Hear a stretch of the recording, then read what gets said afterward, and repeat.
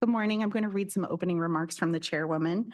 We received an anonymous letter expressing concern that the incoming CEO was improperly meeting with and providing direction to SANDAG staff prior to his official start date as CEO. I wanted to acknowledge the letter publicly today. First, I think it's important to recognize that Mr. Orso currently serves in a leadership role on the joint SANDAG and SANDAG and Caltrans project and regularly participates in meetings at SANDAG. While I believe it's important to maintain a clear leadership structure under our interim CEO through this transition, I think it's important for Mr. Orso to meet with staff during this transitional period. All right, thank you for doing that. With that, we will now call the May 24th Board of Directors meeting to order. If our interpreter would explain how to access interpretation, please go ahead. Good morning. Announcement from the interpreter. To use the interpretation feature, please scroll to the bottom of the Zoom screen where the meeting controls are. Click on interpretation icon, world, and select English as your language. If you are joining through the Zoom mobile app, cell phone, tablet, etc., please press the ellipsis, then interpretation, and then choose your language. Finally, click on mute original audio to not hear the original Spanish low in the background. Headsets are available for interpretation. If you are in the meeting room, please check out a headset from the receptionist in the lobby. Aviso por parte del intérprete. Para hacer uso del servicio de interpretación, por favor de desplazarse a la parte inferior de la pantalla de Zoom donde aparecen los controles. Haga clic en el icono de interpretación, globo terráqueo y seleccione Spanish, español. Si está utilizando la aplicación móvil de Zoom, celular, tableta, etc., presione los puntos suspensivos, luego interpretación y luego el idioma. Si no desea escuchar el audio original en inglés en el fondo, por favor seleccione Mute Original Audio, silenciar audio original. Contamos con auriculares disponibles para el servicio de interpretación. Si se encuentra en la sala de reunión, favor de pedir auriculares con la recepcionista en el vestíbulo. Gracias. All right, thank you for that. Before we begin, on behalf of Chairwoman Vargas, I will read the following statement. Chairwoman Vargas has recently been diagnosed with a medical condition that has created painful nodules and damaged her vocal cords. She's been advised by her medical professionals to rest her voice for the next few weeks in order to prevent surgery. So please be advised that today's meeting will, as always, be conducted in accordance with board policies and the published agenda. As such, Chairwoman Vargas will, consistent with her authority, duties, and responsibilities, chair and preside over the meeting. And while she's unable to speak aloud, she still has and will use her voice by communicating in alternative ways. To do so, Chairwoman has worked with me and SANDAG staff to facilitate today's meeting, including public comment and any board discussion. If and when the Chairwoman makes comments on items, her comments will be projected onto screens for everyone to read and for the clerk of the board to read the comments aloud. And important to note that while today's meeting may seem atypical, many San Diegans communicate in non-audible and divergent ways on a daily basis, and that we value their voice, their employment, and civic participation. We appreciate your attention and understanding. And on behalf of the chairwoman, I will take a moment to acknowledge the land that we call home. The tribal nations of the San Diego region has historically faced injustices. We acknowledge the harmony that existed between the land, nature, and its original peoples who have since endured displacement, persecution, and systemic oppression. We pay our respect to the unceded territory and homelands of the 18 tribal nations in our region, the most in any county in the United States, from 4 cultural groups, the Kumeyaay Digüeño, the Luiseño, the Copeño, and the Cahuilla. This land has nourished, healed, protected, and embraced them for many generations in a relationship of balance and harmony. As members of the SANDAG community, we acknowledge this legacy. We aspire to learn from Indigenous traditional knowledge and experiences in undoing the injustices of the past. And with that, please join me for the Pledge of Allegiance. Ready, begin. I pledge allegiance to the flag of the United States of America and to the republic for which it stands, one nation under God, indivisible, with liberty and justice for all. All right, Tess, if you would please confirm quorum. Good morning, Vice Chair. We have 16 of 19 voting members present and 7 advisory, and that confirms the quorum. Thank you so much. All right, let's begin with non-agenda public and member comments. As a reminder, no comment shall use loud, threatening, profane, or abusive language. that disrupts the meeting, any other language or any such language or other disorderly conduct that disrupts, disturbs, or otherwise impedes the conduct of the meeting is prohibited. We will be allowing 1 minute for today's non-agenda public comment. Tessa, if you would be, please go ahead with that. I'd like to remind the public that we take the next slide.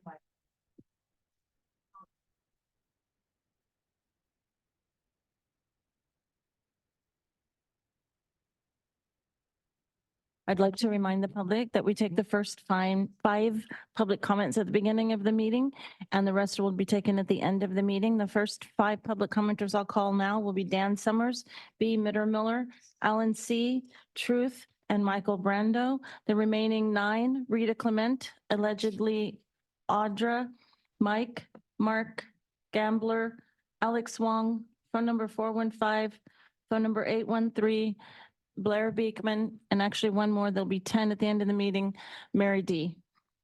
Dan Summers, please come to the podium. Good morning, Chair, members of the board. My name is Dan Summers. I'm here from the Ramona Community Planning Group to speak to you ever so briefly about completing the improvements to State Route 67 that were promised 36 years ago. The issue is evacuation.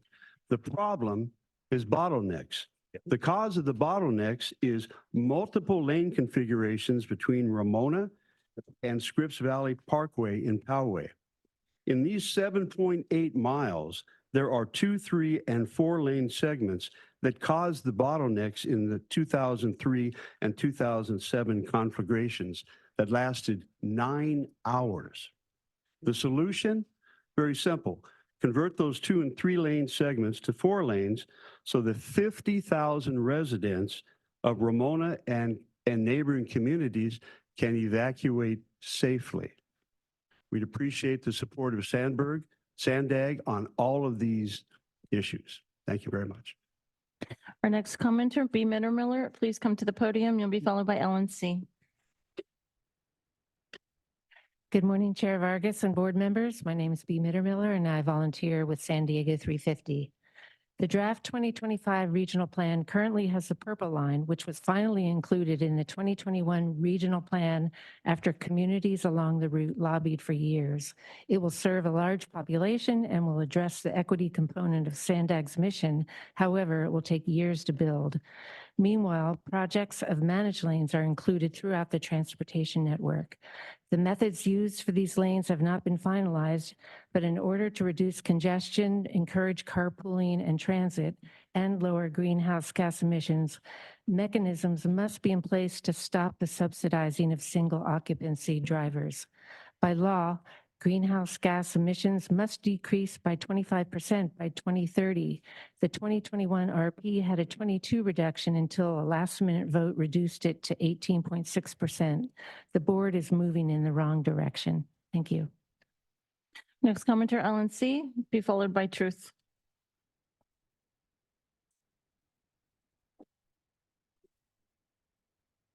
Good morning. I sent another email this morning, a repeat of what I sent last week. Take a good look at it. Colleen, you admitted 2 years ago that the managed lanes are used to fund SANDAG. Also, it's not about the climate. You're pushing through making 125, which this board unanimously voted to remove into a managed lane. Most people cannot carpool, so there goes your toll as a permanent structure. You're looking at future plan 805 managed lane using November sales tax. That is wrong. Them roads are already paid for by Transnet. Transnet also promised 76, which 2 major political figures died. If that 76 would have been expanded decades ago, maybe them 2 people wouldn't have died from your side of the aisle, as well as everybody else. Narrow freeways and pushing managed lane just causes more congestion, more climate footprint over just making freeway. This morning I took 5, no managed lane. I got here in 12 minutes from Chula Vista driving the speed limit. If you put managed lanes across, you're gonna, just like I pity you guys in North County, they killed you in North And County. your time expired. Our next commenter, Truth, please come to the podium. Be followed by the final commenter, Michael Brando.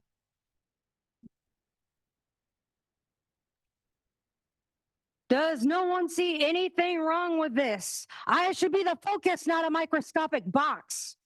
After the last SANDAG, I met a guy who said the whole city of Chula Vista came out to oppose an expressway through 3rd Street, and then a lawyer slapped a cease and desist on SANDAG. See, the only people who know what SANDAG is are not fans. And activists, you said the purple line won't be like the other ancient, inefficient trolley lines. Well, that would leave everyone in other areas with outdated junk trolleys. What inequity? And Minto, thank you for confirming that comments about the budget don't matter. Duly noted, I'm not going to read any more budgets. I'd like SANDAG to help people learn how to fix cars and be better drivers. If SANDAG can do a bike day to benefit 1% of the population, then you can do a car day for the 97%. And I have another COVID and GHG similarity. The state paid people to get the experimental clot shot, and now they're paying people to tax themselves with a road charge. So, Jacktivists, I expect you to sign up first. And Carolina, I saw you and Gareth Leonard's medical tourism in Tijuana video. What are the chances? I'm out of time. Your time expired. Michael Brendo, the final commenter, please come to the podium.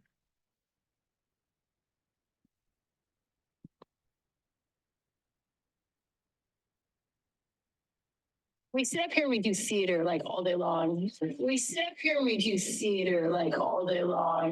We sit up here and we do theater like all day long. That was Supervisor Tara Lawson-Remer. She not only said that once in what you just heard, but she said it twice in a different way at Tuesday's Board of Supervisors meeting. Why do I play that? Because that's one of the issues I've talked about constantly here, the incongruency between what people say, what's really going on, what people say, and the energy on which their words are riding. Again, I'm going to recommend 2 books to you. I know some of you are smart enough to read these. I don't mean that as an insult, but it's true. Behind the Green Mask, Rosa Corey. Behind the Green Mask, Rosa Corey, and Fruit from a Poisonous Tree. Fruit from a Poisonous Tree by Melvin Stamper. Check it out because we're going to shift now. Thank you. And that concludes the public comments at this time. All right, thank you. So as we get started here, I want to recognize all the board members who participated in Bike Anywhere Day. Sorry, I'm getting ahead of myself. Do we have any board non-agenda public comments? All right. Well, we'll start with, we've got Director Townsend first, and then we'll go to Councilmember Burkholder, and then Mayor Jones. Yeah, good morning. And as you were saying, Bike to Work Day, we did have that last week and it was a great turnout. I did want to just share a bit of good news today.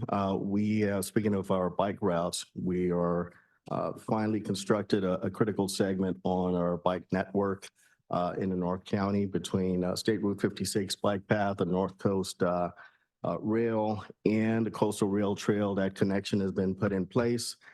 Probably saw some media on that last night, but it's a critical segment in the region to continue our efforts in the region to increase active transportation network. And so I wanted to highlight that important breakthrough connecting those links. Thanks, Chair. Thank you. Councilmember Burkholder. Thank you. I appreciate it. I follow the sentiments. I believe it was Mr. Dan talking about the 67 improvements. I have in my hand Proposition A, July 31st, 1987, and on page 24, in fact, it does say Route 78, widen freeway to 6 lanes from I-5 in Oceanside to I-15 in Escondido. Nice little estimate of $40 million. I don't think we can get that done. And number 3, Route 78 corridor reserve fund for highway-related interchange, not a connector, an interchange, and arterial improvements in addition, and additional Route 78 widening, another 40 million back then. And I guess the point is, we just don't understand. There's no mention of a bus stopover, of an airport people mover, of a border crossing in this proposition, where people, also known as Transnet, where people tax themselves to get these improvements. It's beyond frustrating to see that we're in the 21st century and this is not moving forward. Thank you. Thank you, Councilmember. Mayor Jones? Thank you so much, Vice Chair. So I actually would like to echo the sentiments of Mr. Summers too. I probably am the only board member that learned how to drive on the 67, so I know how dangerous it is. It's a harrowing experience. It's gotten a little bit better, but it still is very dangerous. And I'm still concerned about the evacuations that are unsafe that would have to happen. But my actual reason for wanting to speak this morning is about our bus stopover. And I think I had requested it in the past, but I just want to make sure that we get an item with all the history on the bus stopover, how much we've spent to date, where that's located in the regional transportation plan. Because when I was an alternate on the board, I believe it was, I had attended some closed sessions for then Mayor Desmond, and we had moved forward on the property that we needed to acquire for that. So I wanted to get the full history for the rest of the board because we have a lot of new board members that weren't around in that time. I mean, it's been, I think, 7 or 8 years ago. So the full history of the stopover, where it's located in the regional transportation plan and what we've spent to date would be very helpful to get that on the agenda. So I would hope that we could move forward on that. All right, thank you, Mayor Jones. Obviously, the chair is here. She's hearing that, and we will note the request. I don't see any other requests for non-agenda member comments. I will once again say thank you to the board members who participated in Bike Anywhere Day. There was a huge success for the community. Over 9,000 community members joined us at our pit stops. So thank you to everyone who helped make that happen. I know that my team and I enjoyed our opportunity to get to chat with folks at our pit stop in the Normal Heights neighborhood. As a procedural update, consistent with our bylaws, the clerk emailed a copy of the final fiscal year 2025 program budget to each of the member agencies earlier this week. Additionally, board leadership is very excited to announce the San Diego Regional Tribal Summit on June 14th to be held at Paula Casino. During the regional plan development process, the SANDAG board traditionally convenes with our tribal communities and leadership to collaborate and discuss how we can enhance the region's quality of life. So thank you to the Southern California Tribal Chairmen's Association, Chairman Smith and Paula Casino for hosting us. And finally, as everyone knows, June 14th will be Colleen's last day with us at SANDAG. Colleen has been at the forefront of planning and executing major projects that have been pivotal to the future of the San Diego region.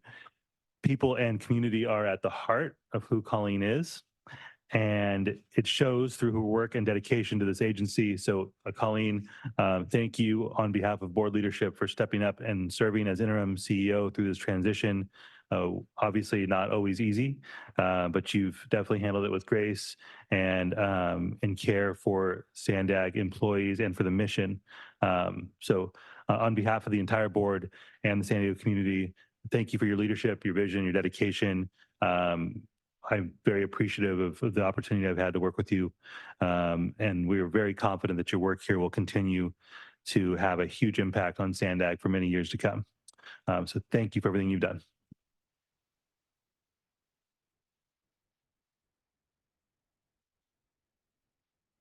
Is there anything you'd like to add, Colleen? Well, first of all, thank you. It's been a tremendous opportunity, and I feel confident that I'm leaving a really solid team in place to help support and take good care of your next CEO. So super happy about that, and thank you for this opportunity. I do have several updates for the board that I just want to kind of go through because there is a lot going on, and I want to make sure that you're fully updated on many issues that we have. And it's been a focus for me since I took on this role to have honest and open communications with you all, bring news forward, even if it isn't good news. Just making sure that you know where we stand with State Route 125, where we are with projects. And I just wanted to say too, that we've spent a lot of time working with our leadership here, our staff leadership, in focusing in on the projects that are your priorities, bringing forward a budget amendment that includes funding for projects in virtually every sub-region of this region. That includes the 67, the 78, these are projects that have been in the plans for a long time. The goal now is to focus and execute on those. So really right-sizing our work efforts, including what level of work we need from consultants and really working to bring more in-house and having our in-house staff work on things. And I think the example we showed with that was with the airport transit connector. So in terms of projects, you all approved a $1.3 billion budget at your last meeting. We now have approval from the federal and state agencies to continue to execute on that. I think it's also important to recognize we will continue to bring you budget updates as needed throughout the process. In the budget, you know, it's prioritizing the low sand realignment, Otay Mesa East, Purple Line that's come up, Blue Line Express, as well as multiple highway corridors that are included in the Transnet ordinance. We brought forward to you all the regional plan draft concept. It's really important for you to note our initial modeling. It's very questionable whether or not we're going to meet that state greenhouse gas reduction target. So the team right now is working very hard to see what we can do in order to meet that. We'll be bringing an update forward at your June 28th meeting, and we'll share where we are in meeting that target. And if we're not meeting it, what some of the options could be so that we do meet it, so we can continue to keep state and federal funding coming to the region. In the next couple of weeks, we're going to hit a major milestone with the Low Sand project. That is issuing the notice of preparation for the tunnel project. And so that will be coming out in the next couple of weeks, major milestone for the project, and we're on target for that project to be on schedule. Beginning of probably in the fall, you'll get an update on the airport transit connector. We'll make sure that we also bring forward an item on the bus stopover, because that is something that I think all of you are interested in knowing where we are. There's additional property that needs to be purchased, so you'll be hearing more about that. Our bike program, we have over a dozen projects underway right now. So a lot of work has been done to get those projects ready to go. So a dozen projects, we're breaking ground on a number of them.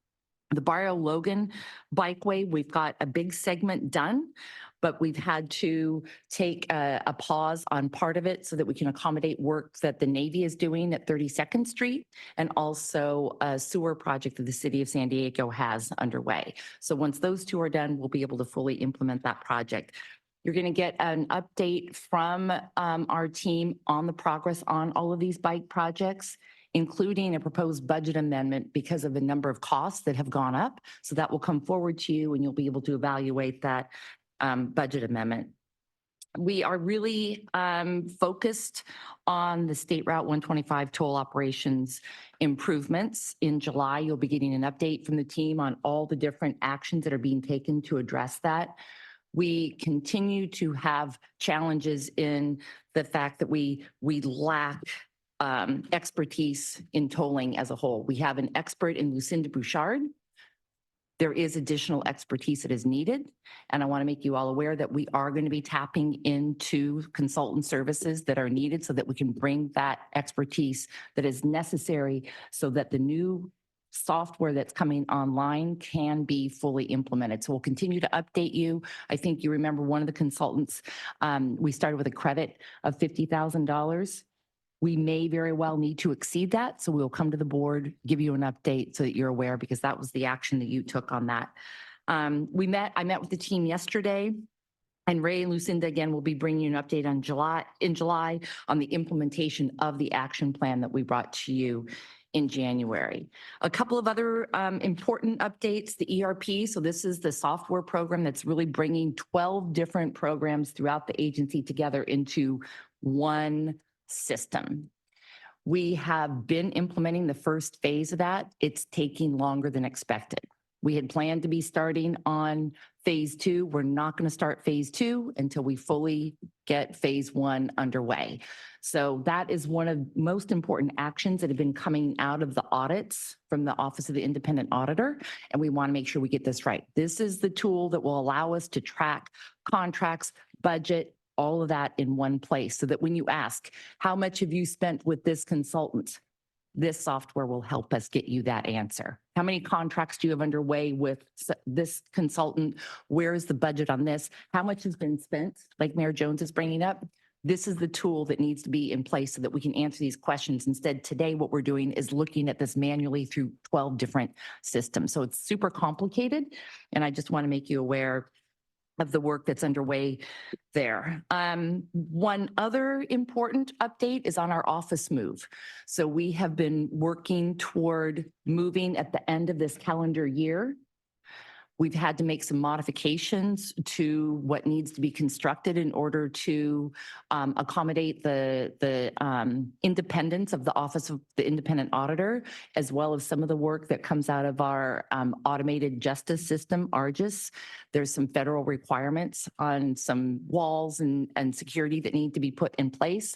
So our construction is going to take longer than anticipated. So that move will not happen until the next calendar year.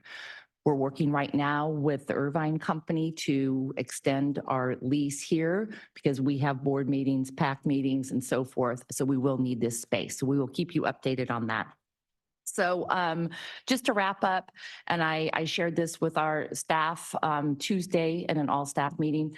While this is my last official board meeting with you all, I am here until June 14th, and I'm 1000% into making sure that I'm doing everything possible with every minute left to set the team and the agency up for success. And I appreciate your partnership in that. So thank you. Appreciate your indulgence in the extra time today.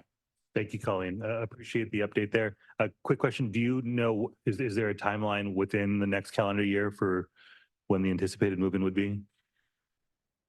Not at the moment. Okay. And that is because of the change orders that we have. We need to run the permitting through. Once we get Understood. permits, then we'll have a better time frame. So this is something I would expect you to get regular updates on where we are. It could be as early as January. It could be a couple months after that. Understood. Thank you, Colleen. Thank you. I appreciate the update. I also just want to add this part about kind of our conversations. This is mostly for SANDAG staff. There's not been a single time where Colleen and I have had a kind of substantive conversation where she hasn't spoken to the professionalism and quality of the SANDAG team. And so I know there's been a lot of transition here over the last year or so, and you should know that one thing that is completely consistent regardless of who is at the helm is the appreciation that your leadership shows for you on a day-to-day basis in conversations with board leadership and others. No matter what has been going on, that is like 100% consistent. And I think it's important for you all to know that. So it's not just Colleen that feels that way. I'll speak for myself. And I think in this case, I'll speak for Chairwoman Vargas as well. And Mayor Huebner, we see it, we appreciate it, and you should know that your work is seen and valued and consistently spoken about in conversations with your agency's leadership. So we will now move to our consent agenda. Oh, Mayor Jones. Sorry, I just had a couple of follow-ups from RC, and thank you so much, Colleen, and we are definitely going to miss you. I wanted to bring up, because she had spoken about the bike lanes. I've had several professional cyclists, or they're not professionals, I guess, just like they cycle all the time. They do, they ride every week, hundreds of miles. Anyway, they mentioned that the cycle tracks where they have the curbs and whatnot, a lot of them don't really like them. So I want to make sure that when we are getting the budget for any bike lane, we find out what type of bike lane that is and what all is going to be encompassed in that project. Because I had brought this up previously. There was one project in particular where it was over $9.5 million for 1 mile or per mile for that project. And I want to make sure that when we get the budget for all of the bike lanes, we know exactly what it is that we are approving.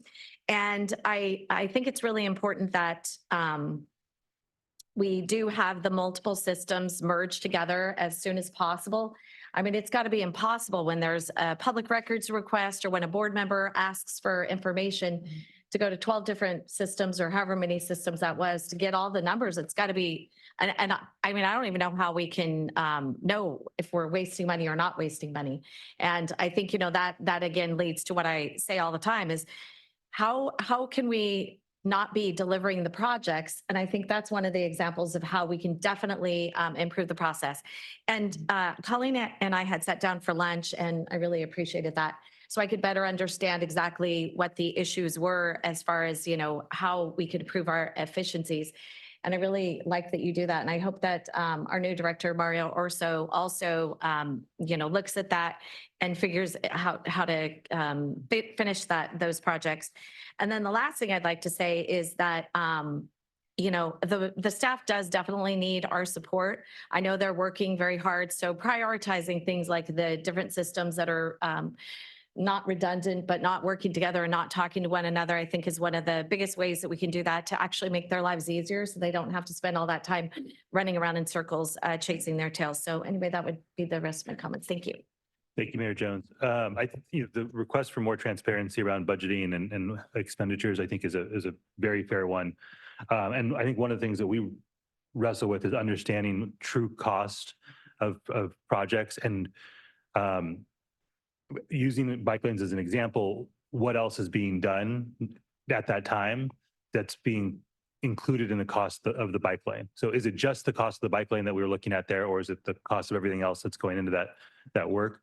That's important for us to know as we're weighing the cost benefit analysis of different types of projects, and any improvements to our processes or our programs and the software that we have access to that makes it easier for us and the public to understand that at a granular level, I think would be fantastic. Okay, so looks like we're through with non-agenda public comments and member comments. We will move now to our consent agenda. Tessa, do we have, I'm sure we do. Let's hear public comment on the consent agenda, please. Thank you. Of the 7 in person, Alan C., please come to the podium. You'll be followed by Truth.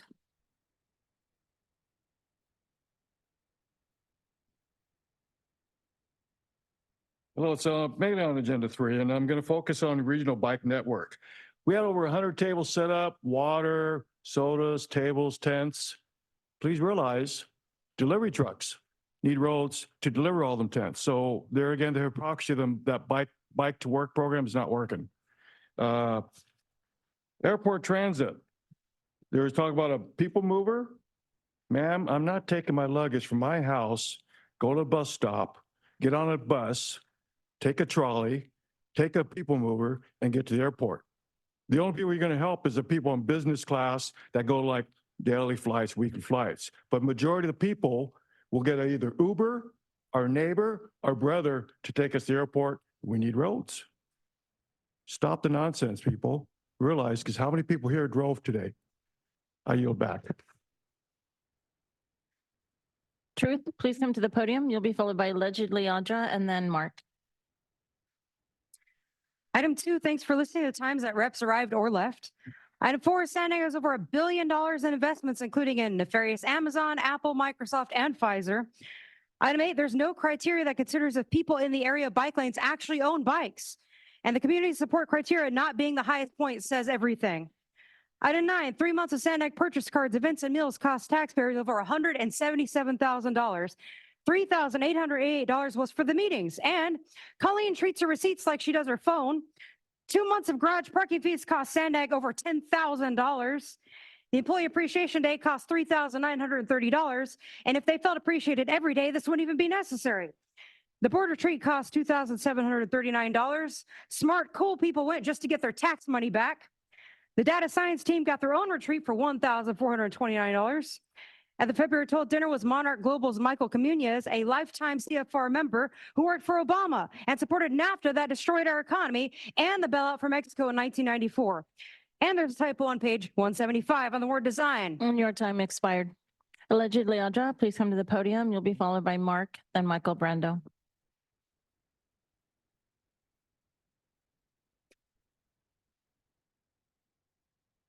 So I am very concerned about the greenhouse gases that the illegals that are crossing the border are causing. There are, buses that just sit there and wait for them. And then they're taking planes from their country, like many of them. And there's just been this increase in greenhouse gases. So I feel like once they cross the border, in order to make up for what they're causing, Consent agenda item are you speaking? this is the active transportation.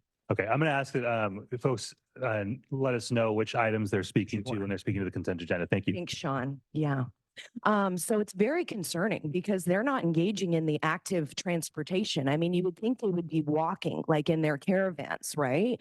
They're not walking very far. What's happening is they're taking transit and they're also just dropping all this stuff off on the ground and littering it. So I feel like we need to be charging them a tax of some sort for the greenhouse gases and then also for the litter that they're just littering all over the place. So I don't know if we want to call it like an illegal invasion tax, something like that. But, I don't want to have to cut my greenhouse gases extra because they're causing more. So this is something that you should bring Your up. time expired. Mark, please come to the podium. You'll be followed by Michael Brando, then Jason Wells.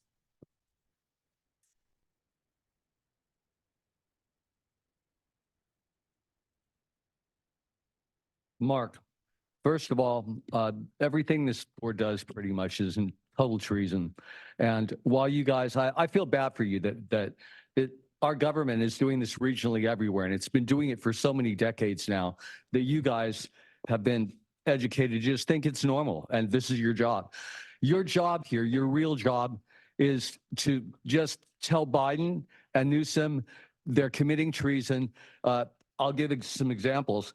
The people were very clear that they didn't want any vehicle mileage tax, and the state's just going ahead with it. Now, while that's not your decision, as leaders, you should be calling Newsom out, period. This is totalitarian government. The people say, I want it. He just goes, really? Great, we listen. Now we're doing it. Otay Mesa East Port of Entry, the contractor says he's not getting the $30 million contract. It's going to cost the people way more.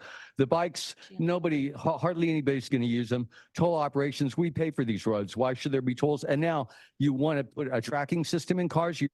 Your time expired. Michael Brando, please come to the podium. You'll be followed by Jason Wells and Mike. Do not interrupt me, Sean. This is a warning to you that you just committed a Brown Act violation, and I'm going to speak to let every us know single which one item of you're you. speaking. Let's, sir, no. You're supposed to Okay. ask the clerk, stop the clock, and you have not done so. You've not followed protocol. Clock's not stopping. You got 40 seconds left. Well, I love this because this shows the outrageous mistrust that you personally, Sean, cultivate in our community. All right. Not only do you do that, but you're breaking the Brown Act. Now, I'm glad the clock's not stopping. I was going to speak to every single one of these items, but you interrupted me. This goes back to you. Please get help. Get help. I'm sincere about that. Thank you, sir.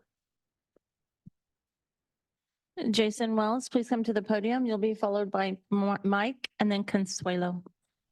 Good morning, Chair, Board. My name is Jason Wells. I'm a resident of Otay Mesa. For 20 years, I represented the business community in San Isidro, spoke to this board many times. And for 20 years, we've been the largest operating point of the MTS trolley system. Right now, there's 22,000 originating trips every day. I'm sorry, and this is on number 3, the quarterly progress. Just talking about the Purple Line. It's a great project. We support it. However, for some reason, we're starting with the segment of National City to Kearney Mesa. It just seems that it should start with the largest originating point on the trolley line. In San Isidro, again, those 20 years, we've still been waiting for a new station. Excuse me. We've still been waiting for above grade trolley crossings that other neighborhoods have got. We're still waiting. I don't think the Purple Line is what this community, the area needs. I just believe it should start where the logical place is. That's San Isidro with 22 originating trips a day. Thank you. Mike, please come to the podium. You'll be followed by Consuelo, then our first virtual commenter, Mary D.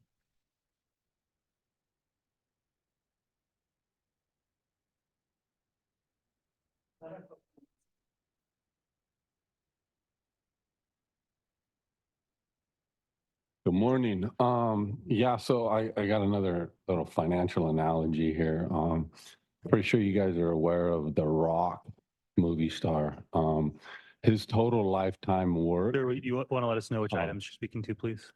Oh, the ones I wrote down on my slip to speak. Item 7 right here, and then ultimately 9. Thank you. No time stopped. Thank you. So yeah, The Rock, right? So his lifetime work. The total amount of money that everything that he's done is $10 billion. You guys are fixing to go full steam ahead with half of that to put that hole underneath Del Mar, which is absolutely crazy. And you're going to make us pay for it. Secondly, Colleen, I really wish here on 9 that you could have straightened up a little bit more here on the small period of time that you've had, because Sean is an absolute punk bitch. And your time expired. Consuelo, please come to the podium. You'll be followed by our virtual commenter, Mary D. And the final 2 commenters, Blair Beekman and phone number 415. Consuelo, so are you waiting for me to be off topic? Speaking on the bike lanes that nobody uses, it's just unnecessary. It's so sad that nobody is paying attention, as I always say, but also along with Colleen leaving, you guys really need a clean house. Andre needs to be fired. Who else? The lawyer guy. Which items are you speaking to? The bike lanes. So you need to bike your way out, lawyer guy. Andre needs to bike his way out. Who else? While we're at it, Major, he's kind of shady. Where you at, Major? It's just so sad. It's really sad. It's disgusting. You guys are notorious. No, but the people who are paying attention already know this. The public are starting to get it, and they're fed up. Our first virtual commenter, Mary D. Please go ahead.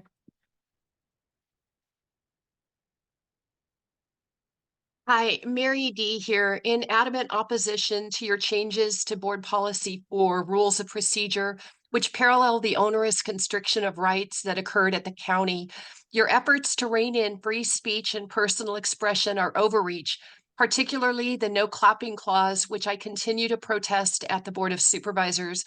I would like to direct your attention to your own October 14th, 2022 meeting, where you all clapped a few times throughout the meeting to honor people, to celebrate toll agreements, and to honor which item are you speaking personnel. to? Clapping is a social norm and a strong means to indicate approval. It also demonstrates numbers. It shows consensus. I would also refer you to the California Supreme Court ruling in Ray K. My ask is that you pull that verbiage for no clapping from the rules to change and allow it a respectful, responsive clapping at your meetings as California case precedent supports. Thank you. Our next commenter, Blair Beekman, please go ahead. You'll be followed by the final commenter, phone number 415. Hi, Blair Beekman. I wanted to speak on items 6, 7, 8, and 9. So about item 6, transit capital improvement things. Good luck on these long-term ideas. They're interesting and hopeful.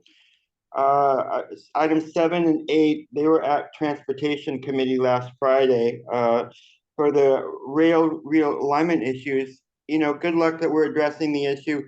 I think if nothing else, we have to be considering drainage issues, whatever we do in the future of the rail project for the cliff areas. Good luck on that effort. Cycle 7 issues, good luck that we're having different ways to talk about federal spending dollars. Good luck in maybe smaller amounts, but we still have to be accountable, and learning to practice accountability with our funding practices is important for San Diego County at this time. Good luck on those efforts, and a thank you for the work of the years of service of the current CEO who will be retiring soon. Thanks for your efforts. Your time expired. I do have one other in-person commenter that I apologize I missed. Gambler, please come to the podium.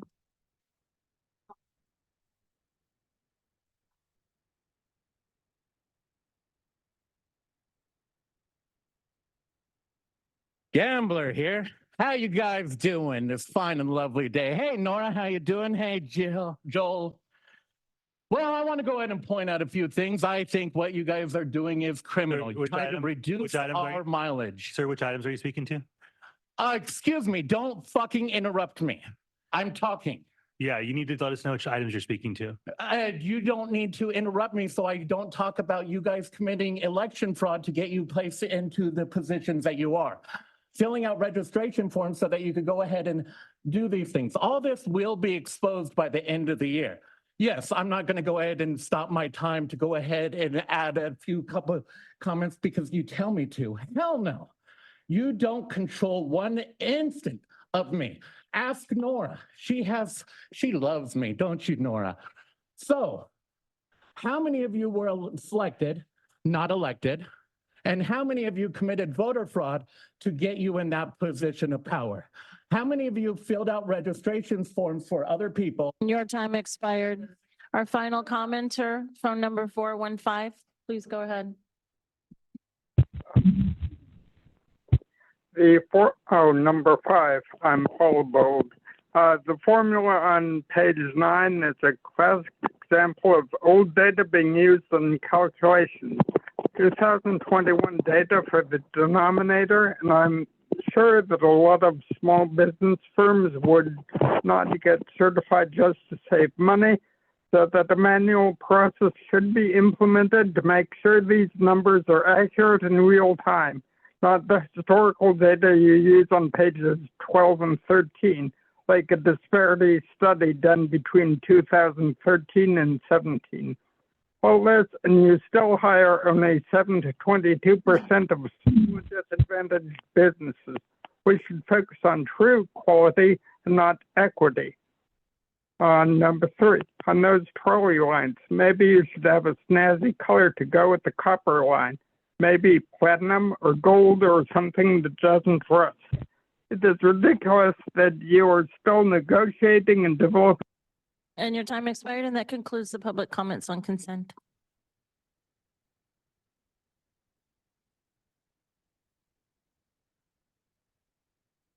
All right. Thank you for the public comment. One quick note: when we ask for folks to let us know which items they're speaking to, it's so that the minutes can accurately reflect what the public spoke to. With that, we will now move to board discussion of the consent agenda. Beginning with Mayor Huebner, and then we'll go to Councilmember Molina. I'd like to move approval of consent, please. All right, thank you. We've got a motion on the floor from Mayor Huebner. I second. And we've got a second from Councilmember Molina.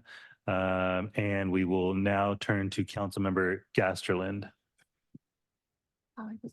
Thank you. Oh, very much. excuse me. Apologies, Councilmember. Councilmember Molina had additional comments as well. So with the motion and the second on the floor, Councilmember Molina. Thank you, Vice Chair. I do want to speak to item 3. One of the projects within item 3 is the purple line. And I just want to express to this board the excitement that I have received, comments from folks in the South Bay that are looking forward to this project. The purple line, of course, would be the additional trolley line that would go further east from the blue line right now, which is along the coast. And it is intended to go from San Isidro through National City and then up north to Kearny Mesa and surrounding areas. I understand that there are plans to begin the northern leg of that trip from, I think, National City to Kearny Mesa. I just want to express to this board that I have received comments from members of my community that would desire to see the southern leg of that project to be considered first, which would be from San Isidro to National City. I just wanted to make sure that this board heard the comments that I am receiving from my community. Thank you. Thank you, Councilmember Molina. Councilmember Gasterland. Thank you. I'd like to bring the board's attention to item 7. Item 7 is on the San Diego Losan Rail Realignment Project. It's an update. It's 2 pages, very short to read. On June 18th, the notice of preparation for the environmental studies and initial design needed for those studies will be discussed in what we hope will be a large meeting. And that'll take place, I believe, at the San Diego Marriott in Del Mar or near Del Mar. And the NOP itself will be released on June 4th. The City of Del Mar council members, I'll speak as myself, but on behalf of the city, the words are coming from me. We're grateful to the SANDAG staff for bending over backwards, for holding all these workshops, for getting to the point where we are, for listening to the people of the city, for coming for all day, every Tuesday, for weeks in a row, for this $300 million environmental study that's about to launch. You've done an incredible job. So I wanted to put that out there because this really has been done well so far. By my opinion, my view on this, it has been done well. And we look forward to the NOP period. My understanding from our city manager is that it will be opened up for 45 days and that there will be an opportunity which our city plans to take advantage of, according to our city manager, to ask for another 15. And we'll have a response and we're grateful. Thank you. Thank you, Councilmember Gasterland. Member Burkholder. Thank you, Vice Chair. I wanted to talk about item number 6. Seems like a rather significant item, and I don't know, for not very much information. And I'm not clear on the attachment number 3. Maybe staff can help me on that, because it looks like if this is in the hundred thousands, if you're adding 3 zeros to the end of these numbers, we're looking at billions of dollars. Is that accurate? And then on the North County Transit District, the coaster operation facility train wash, that would be $10 million, if that's the accurate reflect. It just seems like this is a heck of a lot of money, and I wanted to make sure that that attachment was right. Hi, Wylena McCambridge, Finance. I believe that is an error. It is not in hundreds of thousands. That is the accurate number in the columns. Okay, so disregard in 000s at the top of the chart. Correct. Okay, then can you tell me what a coaster turntable is? Is that on the MTS? It's on NCTD number 51 under the attachment number 3. I think those are the NCTD. And do we have the NCTD or MTS staff here to answer those questions? They may be online. These are their budgets. Okay. So we need to have them respond. You might know what it is, Bruce, but I think it's probably most appropriate to hear from the MTS and NCTD staffs on these.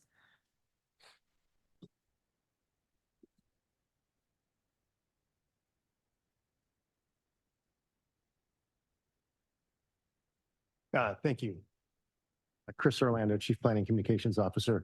Councilmember, that is used to change the wheels.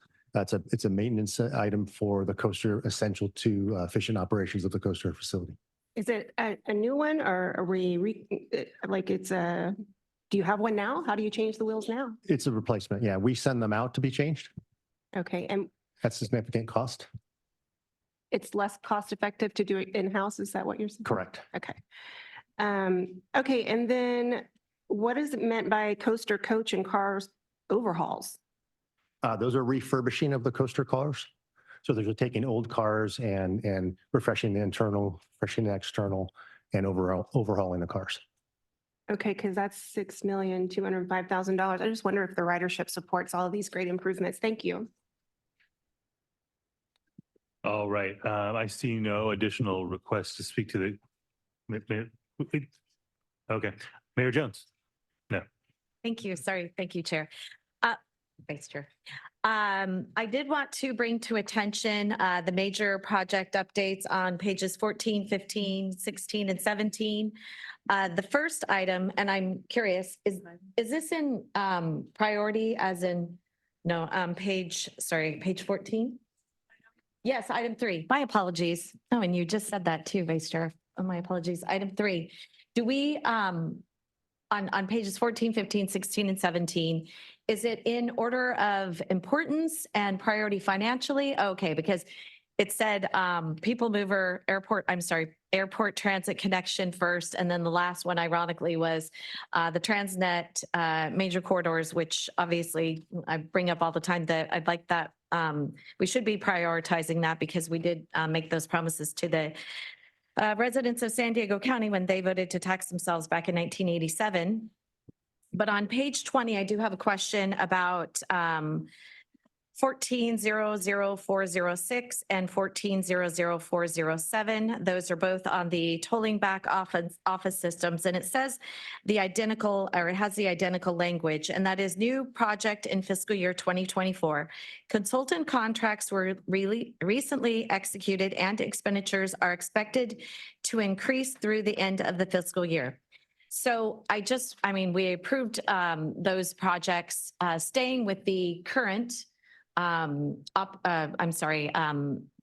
what would it be? The management company, which is HNTB, and then the creator of the actual back office system, which is ETAN.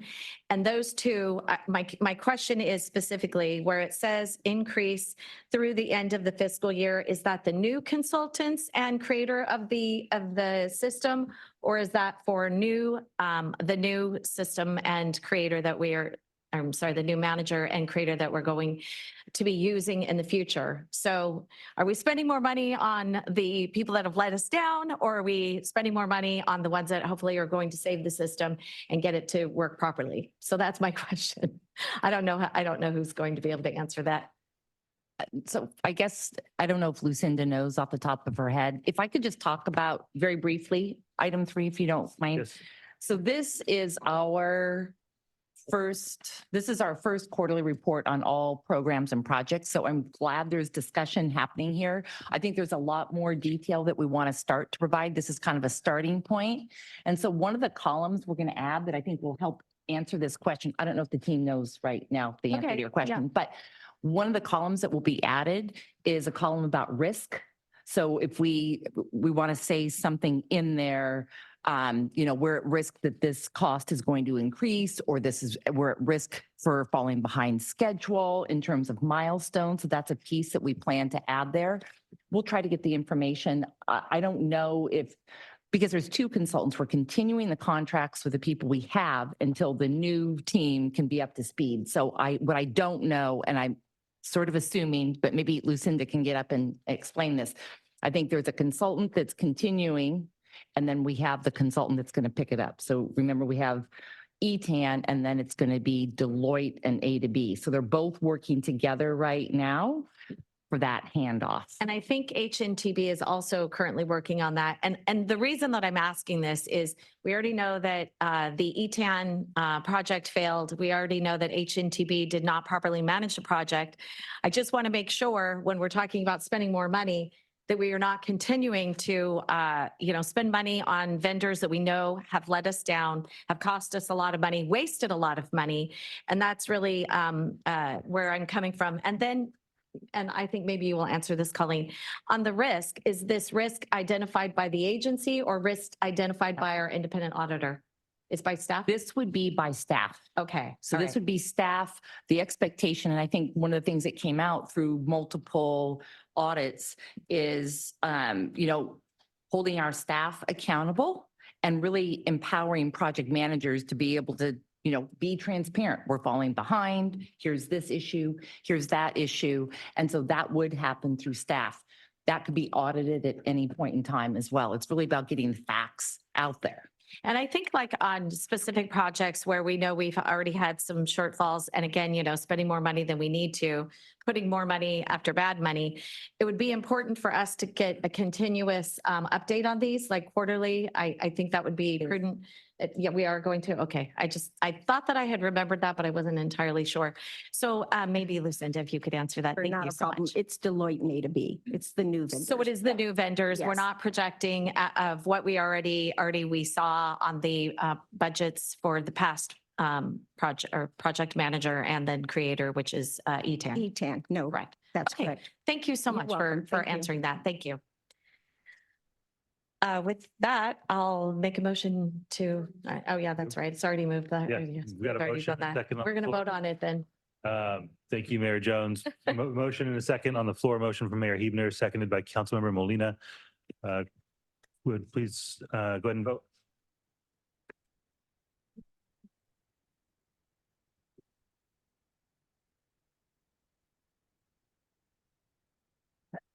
The motion passes unanimously. All right, thank you. Let's move to item 10, with an update to the process for removing tolls on SR 125. Colleen, please proceed with the presentation.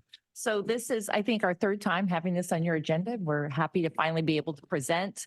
This presentation is going to be a combination of our Caltrans District Director and Caltrans staff along with SANDAG staff. So to kick it off, I'm going to turn it over to Director Townsend. Thank you. Well, thank you, Colleen. Good morning again, everyone. The 125 toll road discussion we know has been prominent here at the board for several months now, and Caltrans has taken note of that and has been working collaboratively with SANDAG staff to address some of the concerns. I don't want to get too far ahead of myself, but there are a couple of things that as the state has to work through. Regulations, guidelines, procedures, and policies have changed since the toll went into place years ago. And we are working, or you're going to hear from the team, on how we plan to work through that process. It is going to be a process that we'll have to work through. I think front and foremost is the sort of the environmental review aspects of it. That's really going to drive a lot of the discussion, the studies that may need to happen in alignment with state goals and the like. So I wanted to point that out first and foremost. Secondly, the highway has been in existence since, I think in operation since 2007.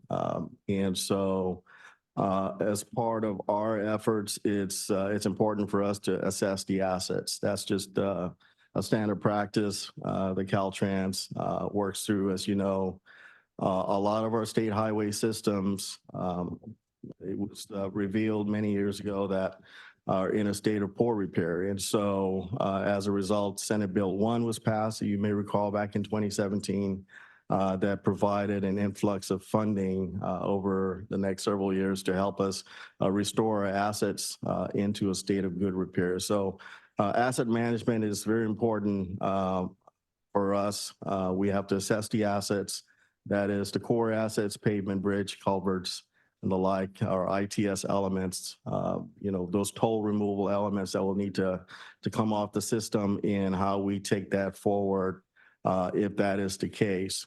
So wanted to point that as a second item that Caltrans would have to pursue. And then thirdly is the maintenance and operations of the facility itself. The facility is leased to SANDAG, and they have protocols in place and contracts in place to maintain the existing facility, and Caltrans will have to take that on when that decision gets made. So it's resources that we'll have to look into. How do we structure our resources, additional resources that may be needed for maintenance and operations? So I just wanted to point out those are at least the top three items that we're looking at, that we have to work through, again, with SANDAG, with the board, and in order for us to move forward on this. But Caltrans is very supportive of the direction the board desires to be able to move forward. We know that several months ago, I know I spoke with Andre and some members of the team in terms of the bonds. The opportunities to pay off the bonds could come sooner than later. The original agreement for this lease of the toll road was to revert back to the state in 2042, if I remember right. And so with the bonds being paid off sooner than later, I think we were estimating possibly 2027, which is only a few years away. So we would have to strive to develop the protocols in place to be able to take on the facility if that were to come to fruition by then. So again, we'll be taking on the facility nearly 15 years sooner than the state expected.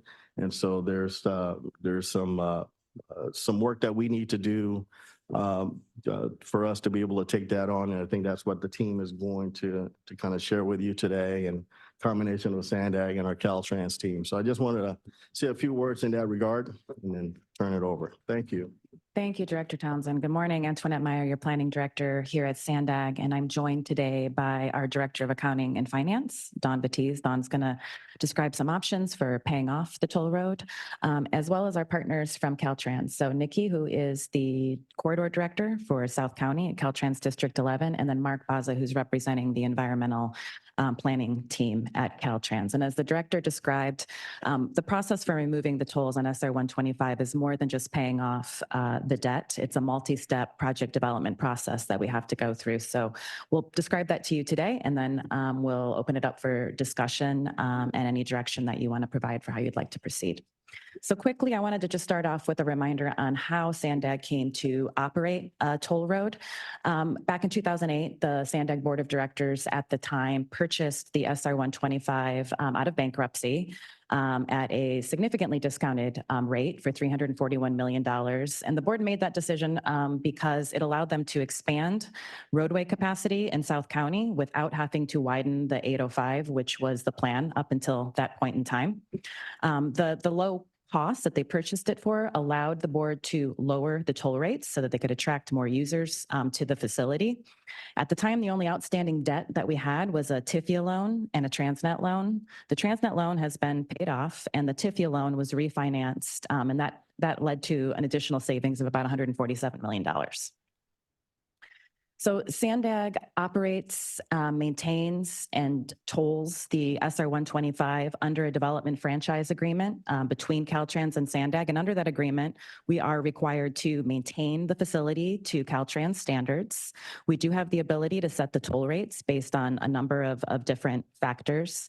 And as the director said, the franchise agreement is set to expire in November of 2042. However, we do have the flexibility to terminate that at any time, so long as certain conditions are met. And one of those conditions is to turn the facility over into a state of good repair. So we'd have to bring the facility up to today's design standards for Caltrans in order to be able to do that. So there's a formal project development process, environmental analysis that's required by the state. So I'm going to hand it over to Nikki and Mark to briefly talk about what that project entails. All right, so I want to briefly walk you through the process. This same process will be performed at the time this facility is handed back to Caltrans, regardless if it's now or in 2042. An assessment will be performed to bring the infrastructure to a state of good repair. It starts with the initiation phase. Here we perform reviews on all the assets. We will also pursue the relinquishment process, which requires California Transportation Commission involvement. An initial environmental assessment will also be performed, and then we will develop a plan of action, whether it's repair, rehabilitation, or any upgrade of the elements to bring this infrastructure into a state of good repair. The initiation phase will include estimating the cost and the schedule.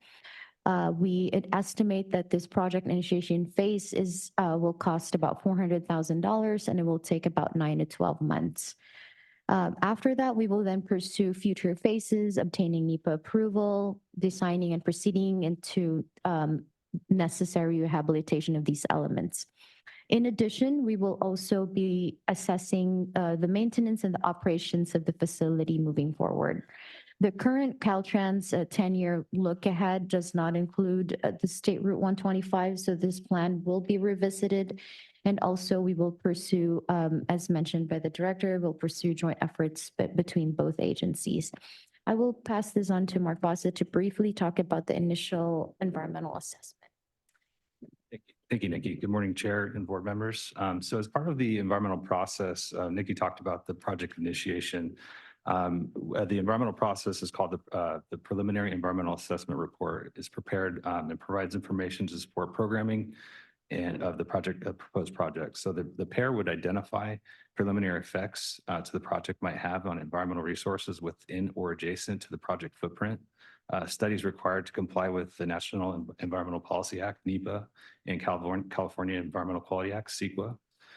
So preliminary recommendations for the environmental commitments and alternatives, high risks and recommendations to avoid or reduce risk to the project, assumptions to develop the pair, particularly assumptions that would impact scope, schedule, and project cost, identifies what permits, approvals, and or coordination that will be needed, resource estimates, which would be like support costs, time and schedule for all the identified environmental activities, and also the level of environmental clearance necessary to meet NEPA and CEQA requirements. It's also important to note that regardless of the alternative selected to move forward, environmental clearance will be required. The alternative selected to move forward for study will determine what this will entail, which could range from relatively simple effort to very complex efforts. The pair is not an environmental determination or decision document. It's a preliminary analysis, determination and estimates of mitigation costs are based on the project description provided in the preliminary initiation document. The estimates and conclusion in the pair are approximate and based on cursory analysis of probable effects. A reevaluation of the pair will be needed for changes in the project scope or alternatives in the environmental laws, regulations, and or guidelines. Thank you. Where are we now with the SR 125? Well, the current regional plan, the 2021 regional plan, assumed that we would be adding 2 managed lanes to the 125. And this is a complex and costly construction project, widening bridges, widening the roadway.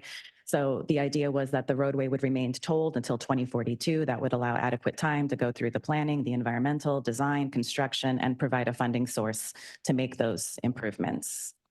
However, in 2022, the board adopted a resolution making it a priority paying off the debt sooner and removing the toll sooner. That resolution recognized, though, the importance of having a regional plan that gets adopted by the state and that meets all of our laws and requirements for VMT and GHG. The resolution specifically called out consistency with the state's climate action plan for transportation infrastructure. And this is really the state's guide for how infrastructure investments in their facilities will be multimodal and will help reduce VMT and GHG in line with state laws. So it considered the possibility of managed lanes as the alternative to toll-only operations for the toll road. We also did some preliminary analysis of removing the toll from the 125 back in 2022 when the resolution was passed by the board to just understand what the impacts would be.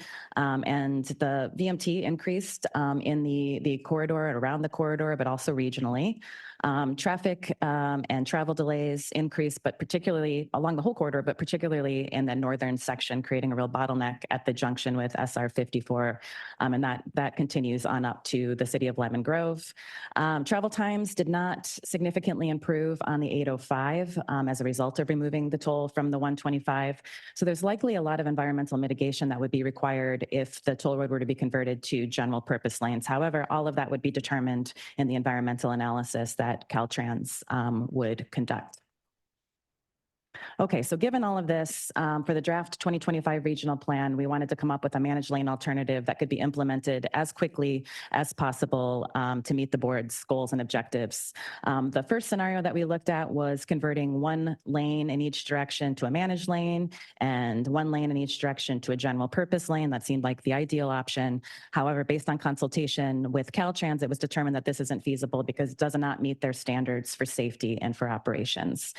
So converting the facility to an entirely managed lane facility was the option that was determined to be the most cost-effective, that could be done quickly, and that would likely have the least amount of environmental impacts. And this would allow the board to have flexibility in how the facility was operated. It could be free for certain types of users, like the I-15 express lanes. It could be free during certain times of the day.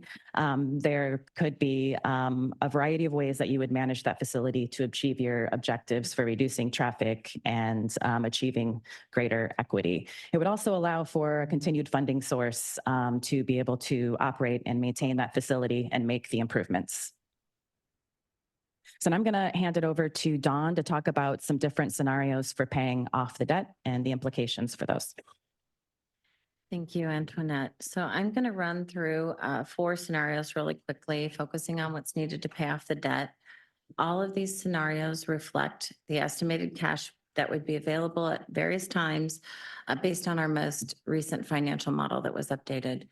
So the first scenario that you see is what would it take now to pay off the debt? And that rough estimate's about $74 million. Moving on to the second scenario, our 2027 scenario that we've been discussing. This number is about 29.3 million, and I'm going to just kind of revisit the timing here. When we refinanced the toll facility, we issued callable bonds. They mature in 2042, but they are first callable in 2027. So that's what this date reflects, the call date on those bonds. This figure has changed since I spoke with some of you in February, and I just wanted to explain that the model was fully updated. We reconciled all the starting account balances of the funds that would be available to repay the debt. And we updated all of the cost estimates and assumptions, including capital costs associated with the current back office system project. This financial model typically is updated just once a year. So just due to timing, we were kind of in the middle of that scrub and update of the financial model. This reflects the current version. Scenario 3 looks at 2029 payoff of the tolls. And this was chosen simply because this particular year would be the break-even point when we would have accumulated enough of those cash balances to fully pay off the debt. So the final scenario, scenario 4, is the one that is consistent with the board resolution and state policies and coincides with the conversion to managed lanes that's proposed for the updated regional plan. This scenario, without any changes to revenues or costs that are assumed in the current financial model, results in a balance of about $100 million that could be used for necessary improvements in the corridor. Again, I just want to point out that once the debt is fully paid, the board has options, including lowering tolls. So we would want to come back and talk about those policies with the board.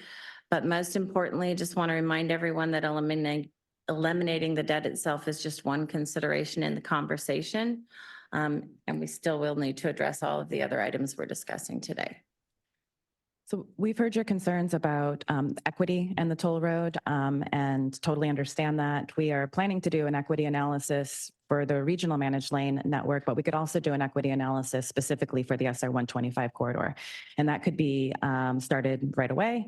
It would help to identify equity impacts and come up with some options that could be implemented in the near term to address social equity. That could be done in parallel with the initial planning work that Caltrans would be leading, and the cost to do that is around $200,000 and would be done within a year. So I'm going to hand it back to you all for discussion, and pending your direction, we could repurpose some of the funding that is currently in the budget for the SR 125 Comprehensive Multimodal Corridor Plan, CMCP, to start the planning work and to do the equity analysis. And then, as Dawn mentioned, we can also come back in the near term and have a discussion around tolling policies for you as well. So with that, I will hand it back to the Vice Chair to open it up for questions. Thank you, Antoinette. All right, let's hear public comment on this item before we begin the board discussion. First public commenter, Truth, please come to the podium. You'll be followed by LNC and allegedly Audra. All right, so the new CEO who worked for Caltrans is going to see the 125 broken toll handed off to Caltrans. No one sees a problem. An old model analysis we use in SANDAG assumes that travel times won't improve without a toll. Does that mean that SANDAG is saying that their forecasted growth will be a bunch of people who don't walk, bike, or take public transit just like now? And why is there only alleged cons and no pros of removing the toll? What bias? People's health will improve because they won't have to stress a toll anymore. I like the second option where SANDAG pretends to care about reducing usable lanes. Well, for poor people, they never get to use managed lanes or toll lanes. They have to wait in traffic, making them late to work, keeping them in poverty to SANDAG's benefit. People like Jacobus, Luz, or Kroll, and others have suggested there shouldn't be a blame game for the toll fiasco. SANDAG just needs to move on. Here's the problem. The only way to remedy a lie is to say the truth. And don't you guys believe in addressing inequities, not pretending they never happened? Remove the toll and managed lanes as reparations for historic inequities committed by SANDAG. And for the record, Terry was right, and this guy right here forgot to say this item was moved to today. Thank you. LNC, please come to the podium. You'll be followed by allegedly Audra, then Mark.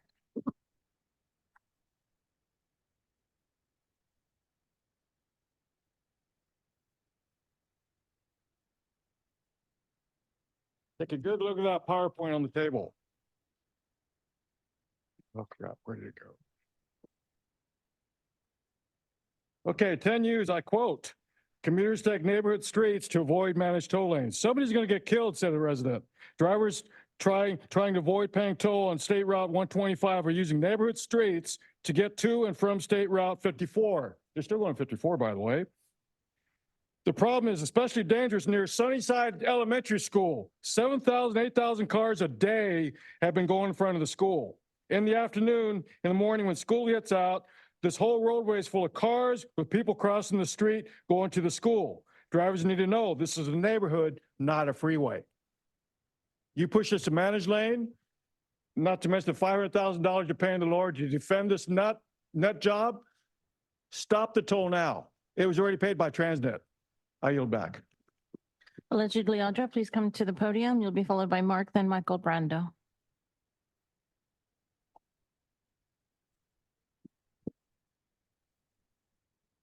Like to give this propaganda update to Joel. Would you like it? I'm going to hand it off to you. All this is sitting here and trying to control people's movement. It has nothing to do with the planet and saving the planet. You try to change the behaviors of people by charging them, incentivizing them in one way or de-incentivizing them in another to get us to conform to not driving, to make it so that people don't want to. Because you shouldn't have to do an environmental review of like taking a fee out. But that's what we do is we do all of this nonsensical work that is a UN agenda that you guys are in bed with. And it has to do with total control of the people and their movements and not having us be able to go wherever we want. Put us in our 15-minute city where then you have to be taxed just to get out. And maybe you'll have to get a permit and maybe you can or can't see your family. So it's just BS that you want to sit here and waste our money to do all of these reviews and whatnot and studies when you could just remove it. But it isn't about giving Your time expired. Mark, please come to the podium, followed by Michael Brando and Gambler. Mark, 4K to identify other options to screw us out of money so that you guys can do the UN Agenda 21 totalitarian goals to control us further. That is what it is. People should see the Rosa Corey video, part 1. Corey is spelled Koire. And the real title's a little longer, Behind the Green Mask, et cetera, but you'll find it, her before the New Hampshire legislature. And yeah, it's a moot point because so what if you take this toll away? In the first place, we should never have tolls on roads we paid for with our tax dollars to use for us anyway. Who the hell would agree to that? No one. And secondly, you're just doing it to continuously fund more managed lanes, more anything to charge us so you can fund this totalitarian control over us. Getting, like Audra said, getting people out of their cars. It's a UN agenda, which was written by a communist, literally. And now I'm out of time. The very fact we only get 1 minute here is such a freaking scam. And your time expired. Michael Brando, please come to the podium. You'll be followed by Gambler and then Consuelo. Everett Townsend from Caltrans said, Caltrans is very supportive of the board's desires. Well, isn't that interesting? Because that's part of the problem with this agenda item and everything that's going on with this. Everything's interlocked together. This whole talk, and this isn't personal, Antoinette, but this whole nonsense about equity analysis and trying to achieve equity, I would say almost every single one of you don't even know what that word means, don't care about other people, and you're just rolling along with the plan, rolling along with the plan. The environmental issues, we've talked about that a lot. Again, there's no concern about the environment here. This is about, look at me. This makes me look good. This makes my career safe. This is not about this agenda item at all you're talking about. This is about protecting yourself. All of this is coming down. All of it's coming down. Behind the green mask, Rosa Corey, fruit from a poisonous tree, Melvin. Our time expired. Gambler, please come to the podium. You'll be followed by Consuelo, then Mike, and then the final three virtual commenters. Gambler here. How you guys doing? I don't see what the issue is to remove the toll. Just stop charging people to go on the road. It's not that hard. We don't need to do an equity study. We don't need to go ahead and do anything else. You already bought the freeway from a private company. I understand a private company charging tolls and all that stuff. And I understand having a toll road when you go ahead and build it, like, for example, Coronado Bridge until it was paid for. But you guys continued charging people for a long period of time afterwards, even though you agreed that you were going to stop out. So this is just stalling stuff, because we all know that the ones of you that were elected weren't really elected. You guys filled out registration forms so that you could vote those people's ballots and get placed into here so you could play Sim City, so you could redesign San Diego just like San Francisco. How is San Francisco doing right now? Doing great, right? Your time expired.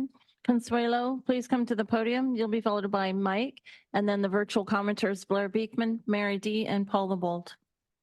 Okay, it's all so counterproductive. More waste of the people's money, doing a study on the impact of the environment. So dumb. People usually drive further to avoid tolls, so much for the carbon footprint SANDAG claims to be caring about. It's kind of like the big fat diesel generators that are used to power electricity for the electric cars to save the planet. Makes no sense. And neither does the existence of SANDAG Corporation. Or, let's get rid of the corrupt execs. Instead, let's hire all the hardworking staff to take their places. I trust them a whole heck of a lot more. Mike, please come to the podium.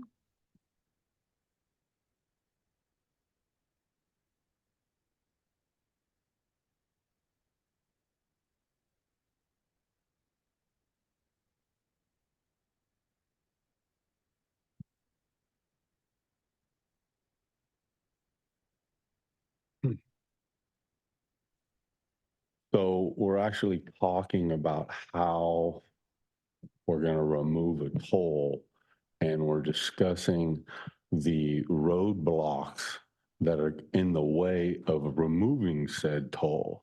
It is absolutely amazing to me to sit here and listen to Dawn and Antoinette with these word salads that you come through with this equity, blah, blah, blah. Like, can we get a definition of your equity something so we actually know what in the heck it is that we're listening to?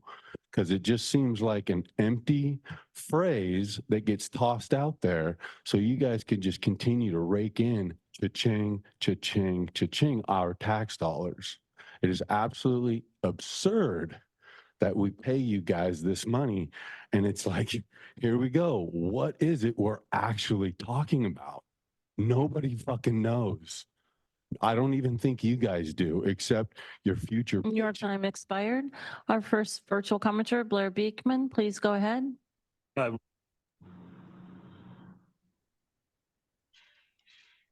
Hello? Yeah, excuse me, just a quick comment. Yeah, I'm done with folks talking to staff. So you can direct your comments to the board. This is the board. No, you can't. You can't. I'm going to call you out of order.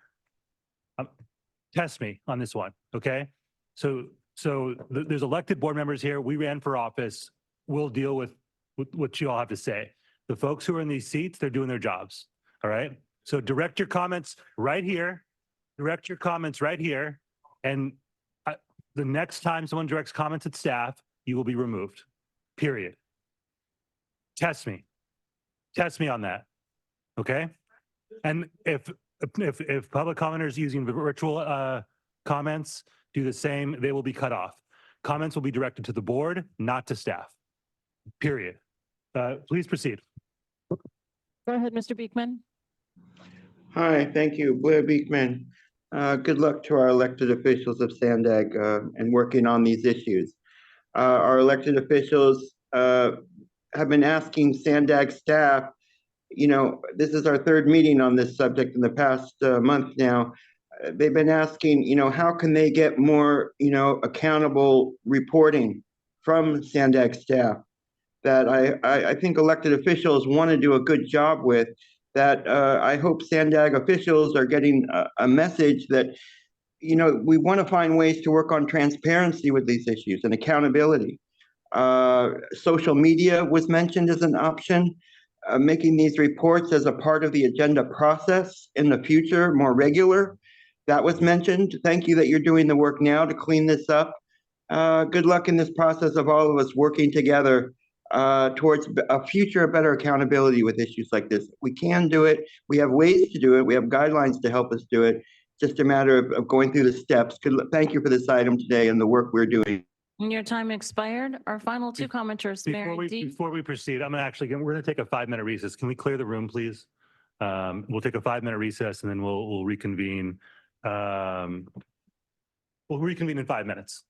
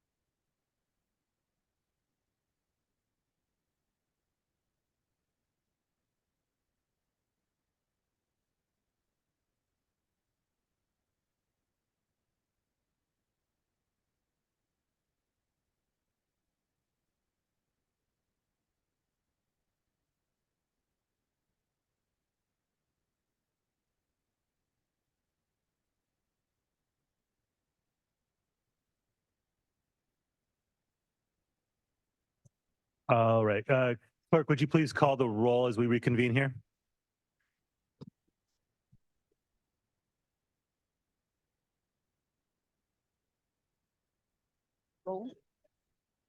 Thank you, Chair. Just to make sure we've got quorum when we restart. City of Carlsbad, Councilmember Burkholder. Yes. City of Chula Vista, Councilmember Chavez. Just do the roll. City of Coronado, Councilmember Duncan. Duncan present. County of San Diego, Chairwoman Vargas. And that's a yes. And Supervisor Anderson. Here. Del Mar, Deputy Mayor Gasterlin. Here. El Cajon, Mayor Wells. Is not currently present. Encinitas, Mayor Kranz. Here. Escondido, Mayor White. Present. Imperial Beach, Councilmember Fisher. Present. La Mesa, Councilmember Shu. Here. Lemon Grove, Mayor Vasquez. Here. National City, Councilmember Molina. Present. Oceanside, Deputy Mayor Kime. Poway, Mayor Voss. Is currently not present. City of San Diego, Councilmember Campillo. Here. And Vice Chair Elo Rivera. Present. San Marcos, Mayor Jones. Here. Santee, Mayor Minto. Here. Solana Beach, Second Vice Chair Hebner. Here. And Vista, Deputy Mayor Melendez. Here.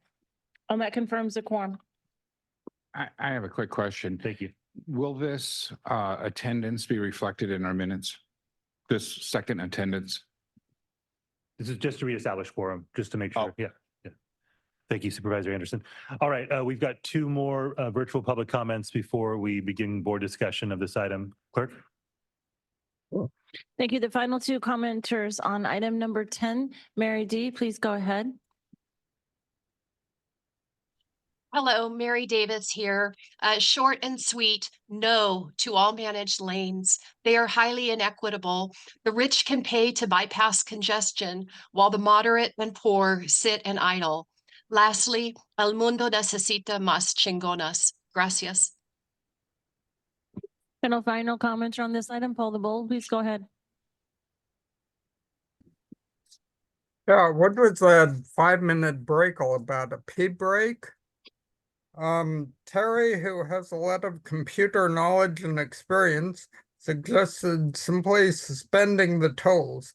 This makes sense. You need a tested tolling system to restore consumer confidence in SANDAG's reputation, which is apparently notorious, according to the general counsel there. The options, adding 2 managed lanes should mention the impacts to people and property. 2, converting 1 lane to a managed lane. I don't think crash would make the whole highway unmanageable. Just abandon the managed scheme for a few hours and do what this highway does right now. 3, convert all existing lanes to managed lanes. You don't seem to have. Your time expired. That concludes the public comments on item 10. All right, thank you. We will begin with Francesca reading some Chairwoman Vargas's comments, and then we will go to Member Chavez. I want to thank SANDAG staff for their presentation and analysis with all the scenarios. The SR 125 is inequitable and unfair because it remains the only toll road in the county that has no alternative compared to any other tolling roads in the region. We South County residents do not have an option to use a free highway. Our board voted on the resolution to work towards toll removal as early as 2027. However, as we can see, it's difficult to get there in this timeframe. We need a clear timeline to accomplish this transition to Caltrans in the shortest time possible. Therefore, I request SANDAG staff to provide the board with a firm, updated timeline and details that should include the project initiation phase, equity analysis, and the environmental impact report, as well as any negotiations that go on with Caltrans. Thank you. All right. Thank you, Chairwoman. That is a motion. We can keep that up there just for a moment so we can make sure that everyone's on the same page about the motion that's on the floor. So it's a motion to request SANDAG staff provide the board with a firm updated timeline and details should include the project initiation phase, equity analysis, and the environmental impact report, as well as any negotiations with Caltrans. That's the motion from Chairwoman Vargas, seconded by Councilmember Chavez. Councilmember Chavez, you are next on the lights. Thank you, Vice Chair. First of all, I want to thank our staff and Caltrans as well for all the hard work on this analysis, on the process for ending the SR 125 tolls. I want to put in perspective the experience of the Chula Vista and wider South Bay community with the SR 125. Like the rest of the county, our residents are charged the Transnet sales tax.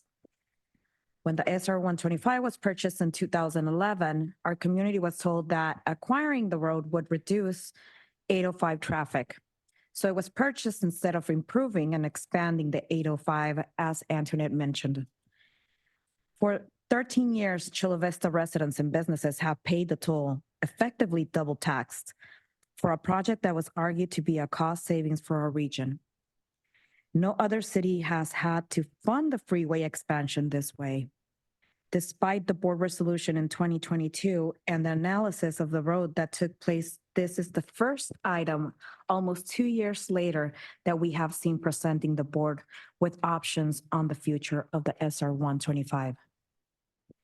Today's item only comes to the board after numerous requests and the financials uncertainty that were finally shared with us in October after 18 months in the dark. And even since October, the key figure of how much is outstanding to pay off the bonds has continued to change. At first, the shortfall was 13 million, then 15, then 19, and now 29.3 million. Additionally, general purpose lanes were promised to our community when the SR 125 was built.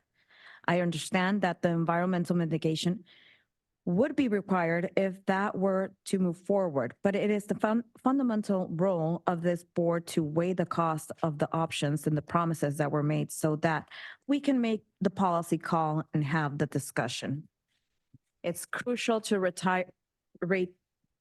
reiterate, I'm sorry, exactly, the promises made to our community when the SR 125 was built. The construction of general purpose lanes was one such commitment. While I understand the environmental mitigation, it is necessary. It is necessary. It's the board's responsibility to weigh these costs against the promises made and make critical policy decisions. The options table for the SR 125 considers cost at the time of payment, but we also need to consider the total cost and the potential savings due to interest if we prioritize debt repayment for 2027. I understand the need to evaluate other options, but we believe in our community that our community needs is certainty. We need a definite date for the end of the toll, for the end of toll-only operations and the retirement of the bonds. Only then we can contemplate possibility of managed lanes, a compromise we can only evaluate. We have to provide certainty. If we are to rebuild trust, we are not supporting managed lanes today. We first need a day to be able to determine and put in writing when we're retiring the toll.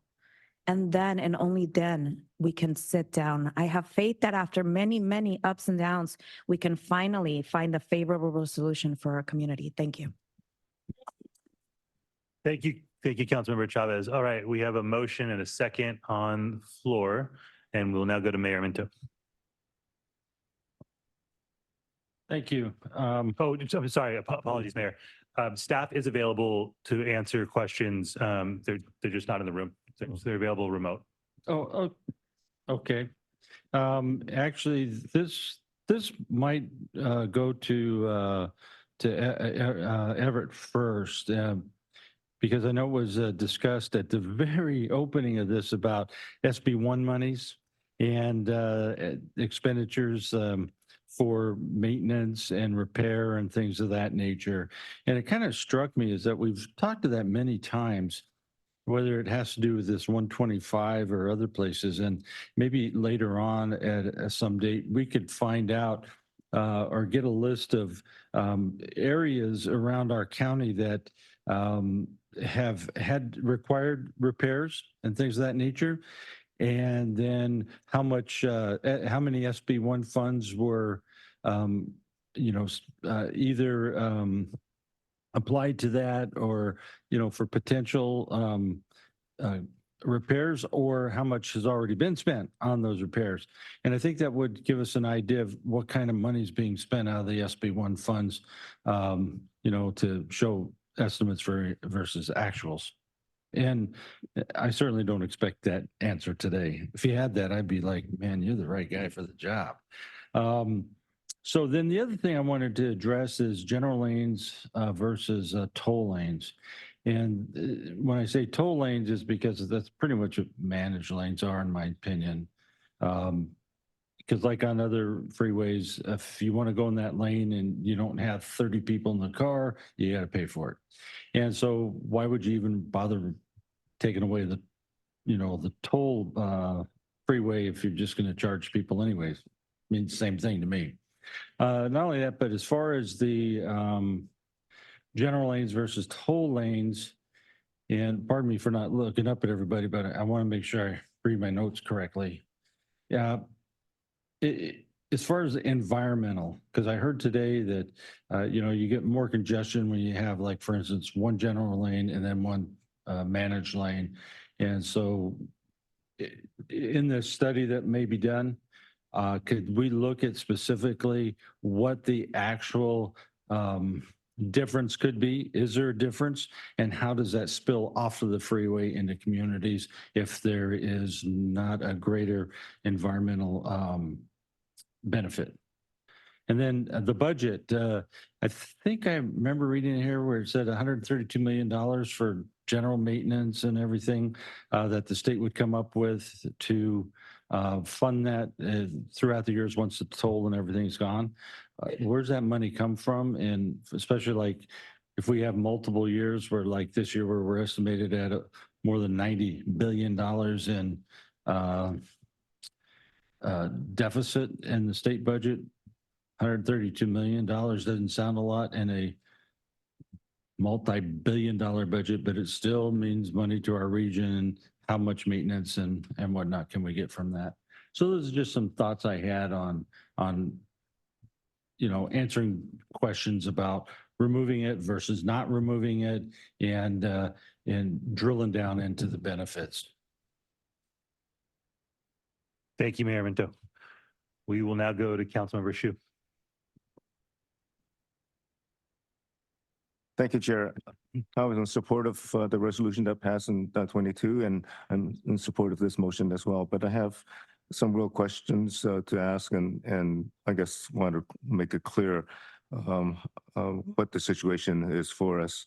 And with that, I'd like to ask some general questions to Caltrans and Director Townsend. I don't know if you want to answer these, or maybe Nikki or Mark can do so remotely. And this may sound like it's not related, but I think it's very much related. Does Caltrans have a plan to comply with SB 32 and the CARB's scoping plan of 25% VMT reduction by 2030, meaning you have to reduce VMT starting this year 3 to 4%? Do you have a plan in your district to do such reduction in VMT?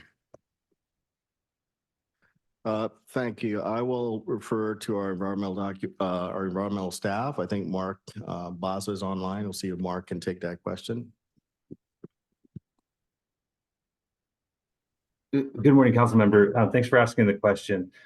Specifically for SB 32, SB 743, we are currently monitoring VMT for all capital projects moving forward. So kind of what Antoinette discussed early on in the presentation was that the traffic model showed that there would be VMT induced, right? So meaning that induced travel by taking the tolls away. So yes, Caltrans does do a VMT analysis for every project. We look at the impacts and we look at mitigation for those impacts. Thank you, Mark. But just to reiterate, I know the scoping plan from CARB is it's not a mandated law at this point, but per SEQA, you have to contend with that in a SEQA document in mitigation. So I just wanted to make sure that you knew that and that in some way you have to address that with some alternatives. Is that correct? That's correct. And with SB 32, if it's not past legislation, we don't have any direction on how to move forward with that yet from our headquarters office. But as of right now, addressing VMT and greenhouse gas emissions, it's SB 743 and analyzing VMT. Correct. And I just wanted to point that out as we go forward on this, and I do want to go forward to address the economic inequity of charging tolls on 125, the only one that we have in the county. So to me, that is an inequity that we need to address. But we have to also contend with the potential increase in VMT. That has a health impact on La Mesa and Lemon Grove. We already have a health impact with the increased traffic on 125 and people coming through La Mesa on the way to Santee because 125 now exists. In fact, I have this theory, which Antoinette can maybe look into at some time in the future, that induced demand, expanding roadways, does not relieve congestion, it increases more congestion in a 2 to 4 year period in metropolitan areas. That may apply for increasing the number of freeways as well. So as we have more freeways going north and south, east, west, that does not release congestion, and actually it just induces more congestion at some point in the future, sometimes as low as 2 to 4 years in the future. So I want to dispel the idea that we can solve this problem by building our way out of this and relieving congestion by expanding roadways. That doesn't work in metropolitan areas, and I hope we take note of that and come up with better alternatives to provide quality transportation in our region. With that, my little question then is, how do we go forward? And the part that I want to introduce is we have a proposed plan in the next regional plan to have managed lanes in most of our freeways in the near future. And that's going to happen. We have to have that happen if we're going to comply with a firm commitment of 19% VMT reduction by 2035. That is per SB 35. That is law. That is, we have to meet that. Otherwise, we jeopardize our state and federal funding. So my ask is that as we look into taking away the toll, making this a state highway, which I believe it should be and maintained by Caltrans, that we include the idea of addressing these other concerns of VMT reduction by making the conversion include managed lanes with all the other managed lanes that are being proposed by SANDAG now to meet the 19% by 2035. It makes sense to do that. If we're going to do it on 805, 15, 5, let's do it on 125 all at the same time. It makes sense. Otherwise, we're going to have people going north-south, going from one freeway to another, trying to deal with these issues. In fact, my proposal to SANDAG has been, as we go forward with managed lanes, let's do the entire county. Let's include Interstate 8, let's include 94, so that everyone in our county plays by the same rules and reduces VMT equitably across the board. It would be not fair to ask 805, people on 805 or 5 to do managed lanes and not do it in another lane or another freeway system. If we want equity, let's do it across the board, reduce VMT. By the way, if we reduce VMT, we finally address the other issue that we passed last year, is reduce health impacts from our transportation system. That's the other inequity, the environmental justice issue that we have to address. We cannot address economic inequity, but hurt environmental justice by making certain communities suffer more. That would be, to me, not the way we committed ourselves to address these issues. We should be addressing both environmental equity or environmental justice at the same time addressing economic equity. And SANDAG has great planners. We can go forward if we ask them to move in that direction rather than just dealing with economic injustice at this time. Thank you. All right, thank you, Councilmember Shu. We will now go to Supervisor Anderson. Thank you very much. When we're looking at this, you know, if I recall correctly, and maybe staff can speak to it, 125 was originally built because there was a toll. It wouldn't have been built without the toll. And to come back later now and say that we want to eliminate the toll comes at an opportunity cost. People may not have been as supportive if it didn't have the toll. And yet we heard earlier from the public that 67 was promised to be widened when we passed the Transnet tax. We have a whole community that doesn't have a safe exit evacuation plan during major fires. And yet we're talking about giving those who have access at a lower rate versus taking care of bare necessities for other communities. And, you know, I seem to sing the same hymn every time, but 600,000 people live in the unincorporated, and this organization's done little to nothing for any of them. And what I'd like to see is if we're going to come back and talk about how the impact is, we need to talk about the opportunity cost. The opportunity cost to those underserved communities in the unincorporated who deserve a road. Not whether they should have a road that's paid for or not paid for, but a road. Let's start with the basics of providing a road. And I'm willing to bet, and I would support a toll road to Ramona if we got our lanes and we knew that we could evacuate during the fire safely. And we've seen two major fires that we were fortunate that more people didn't die. So, you know, I have grave concerns spending 600,000 on equity analysis when we're not spending any money to look at the economic cost of lives being lost because we failed to build a road that's adequate for Ramona and for Lakeside and for portions of Escondido who would also use it.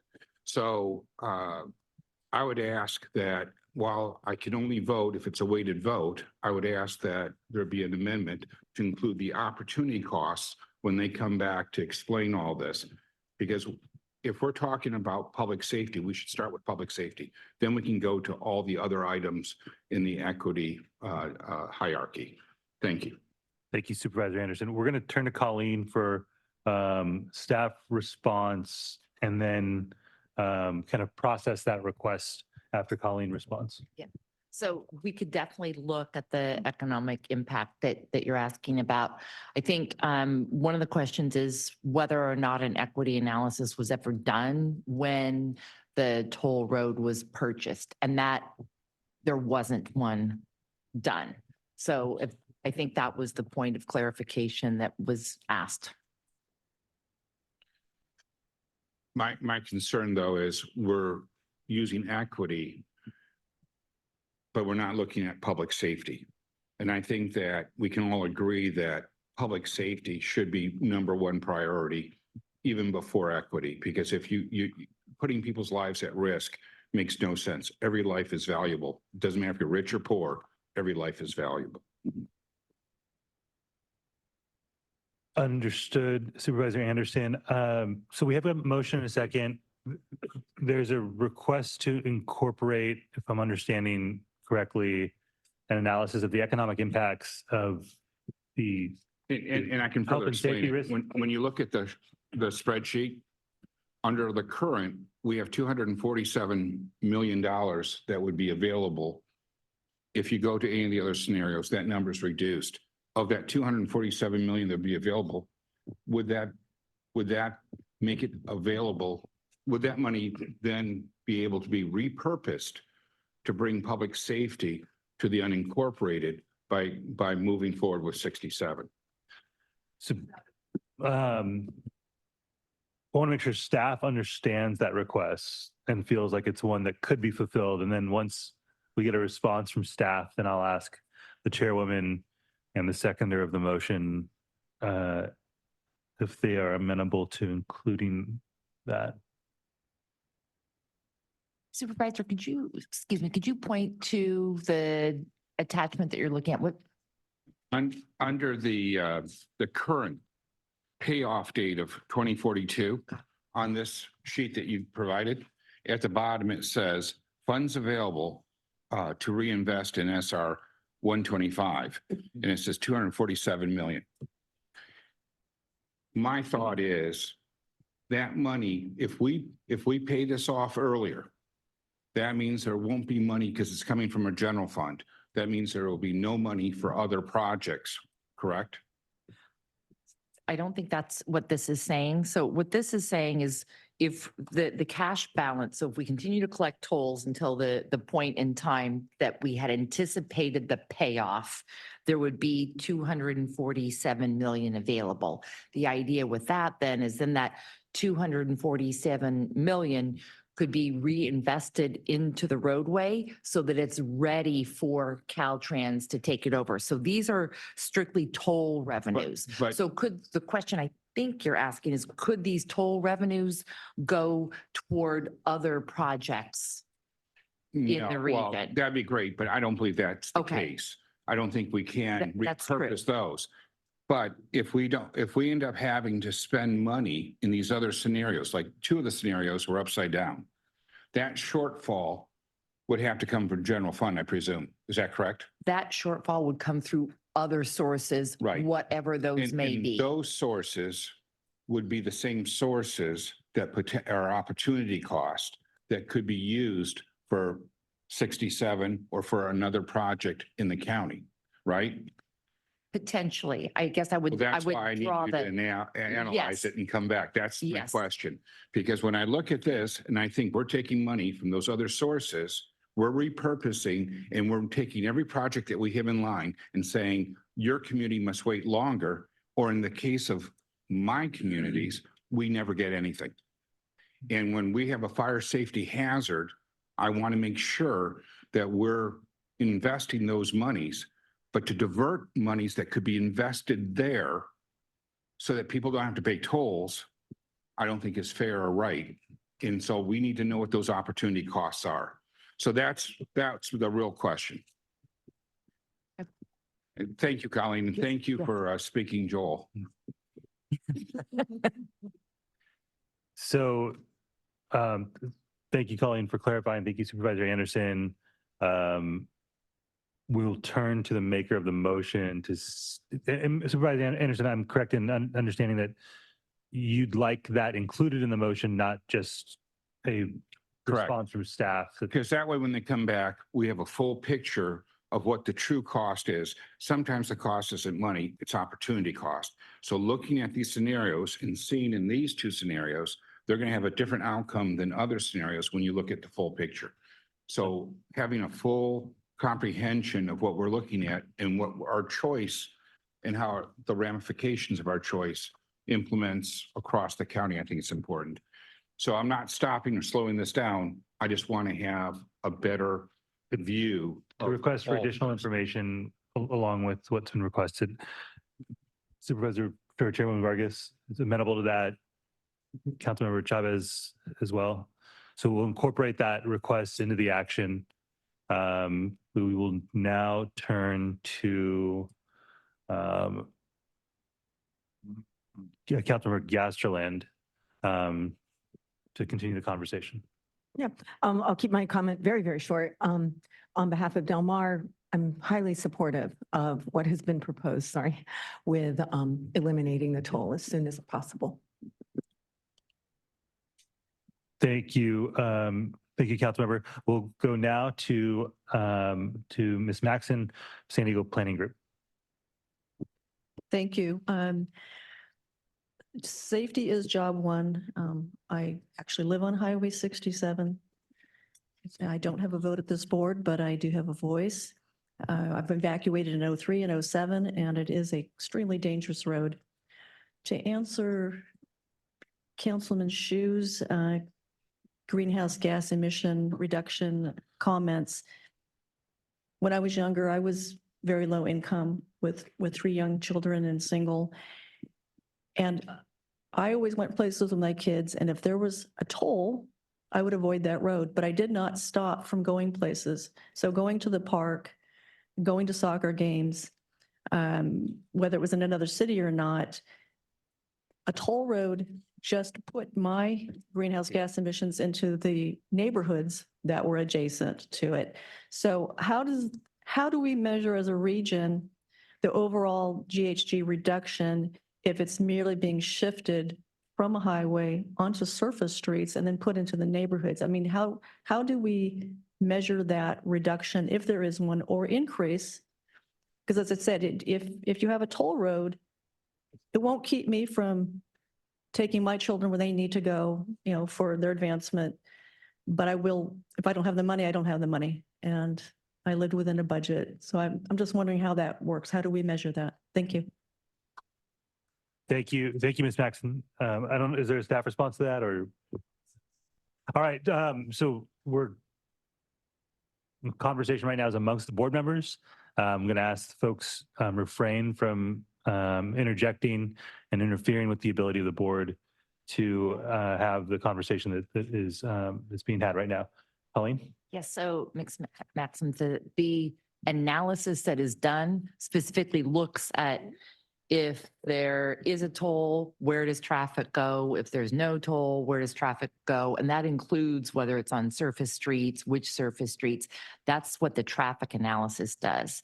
And so then through the environmental process, then work is done to figure out how do you mitigate, how could that be mitigated? So that analysis is part of what the staff was talking about, would be completed in order to remove the toll. All right, we will now we'll go back to Councilmember Shu, and then we will go to Mayor Vasquez. I'll make my comments real quick since I already had one turn, but I had to respond to County Supervisor Joy Anderson's point with regards to safety, and I certainly agree with him that safety should be number one.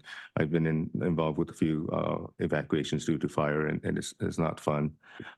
It is very critical, but I wanted to point out that it also includes another part besides transportation, and that is land use. Land use is a major part of this issue, and unfortunately, this county has allowed development in certain parts of our county, which did not have good evacuation routes, but still allowed housing developments to take place and urban sprawl to take place. In fact, I remember in county planning commission meetings in which the proposed communities did not have a evacuation route, that what was proposed is for them to shelter in place. In fact, that was allowed to happen and the development to continue. So if we allow development to occur and then new definitions of infill development to be used in rural areas, then we're going to continue having this problem of roads not being adequate for those communities, simply because the land use policies, wise land use policies, were not used in allowing those developments to take place. And lastly, I do hear very well that cars, unfortunately, is our mode of transportation, whether you're rich or poor, because our transit system does not work well. So I think we have to do the best we can. There are means to address the issue of traffic overflowing onto city streets. We have that problem in La Mesa. We have it in many of our communities, clogging our city streets for our residents because commuters cannot handle the go-cloud freeways. So I think that's something that we have to address. Those are mechanisms that are hard to deal with, but we are in hard times now. We don't have too many choices. We have to control transportation the best we can to reduce health impacts as well as make it affordable.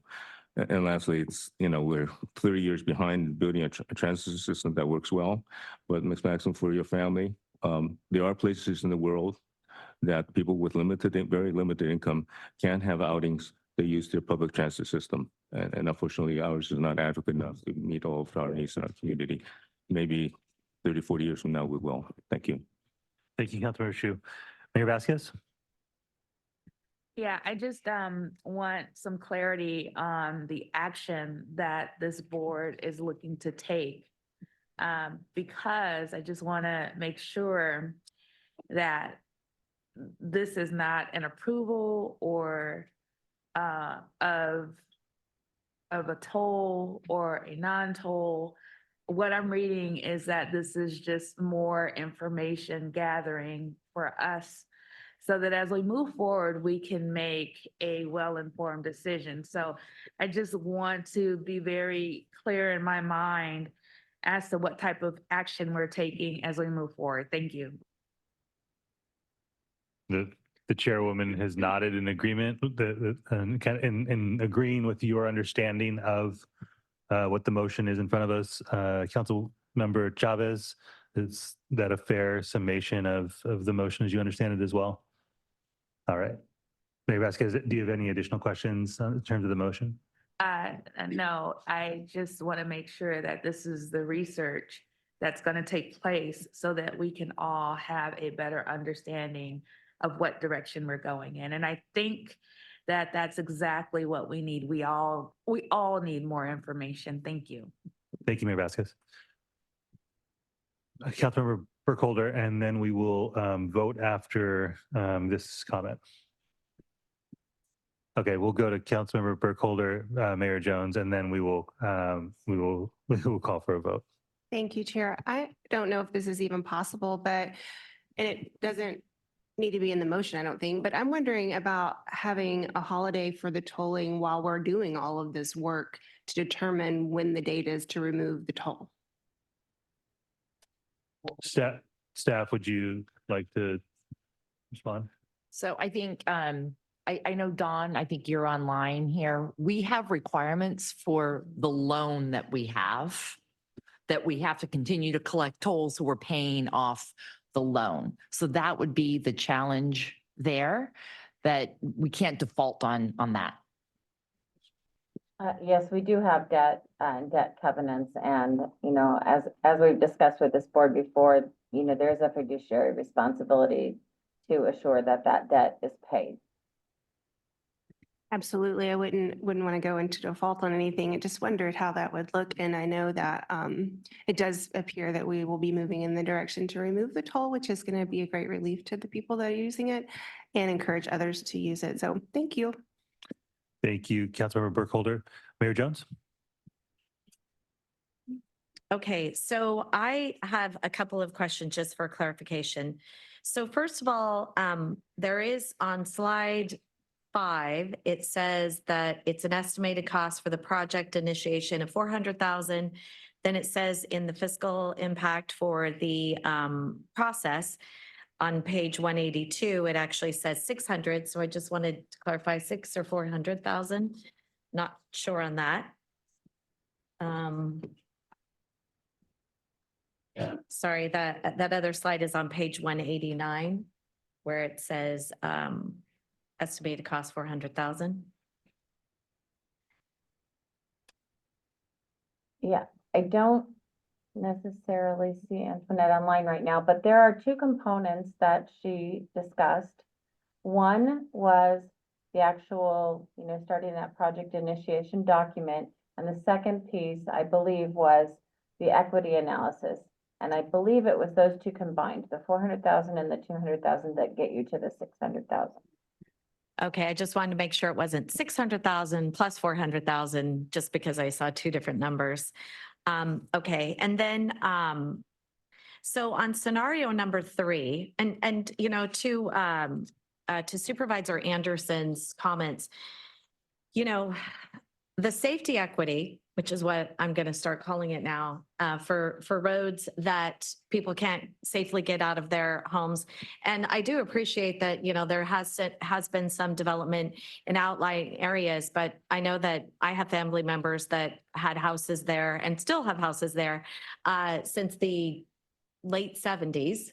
So these aren't new homes. A lot of people that actually live in Ramona have lived there for quite some time because they love that way of life, and we shouldn't put them in an unsafe situation. So I'm going to use safety equity. And I think that in Transnet, when we approved that back in 1987, there was an expectation that we would actually get these projects done at some point in time. And here we are, 2024. We haven't even started actual environmental on many of these projects. I have a real problem with that. And everyone here knows, I've said it a million times, I'm not a fan of toll roads or managed lanes, as we're calling them now. And I think that if we're not going to have them in one part of the community, we shouldn't have it in other parts of the community.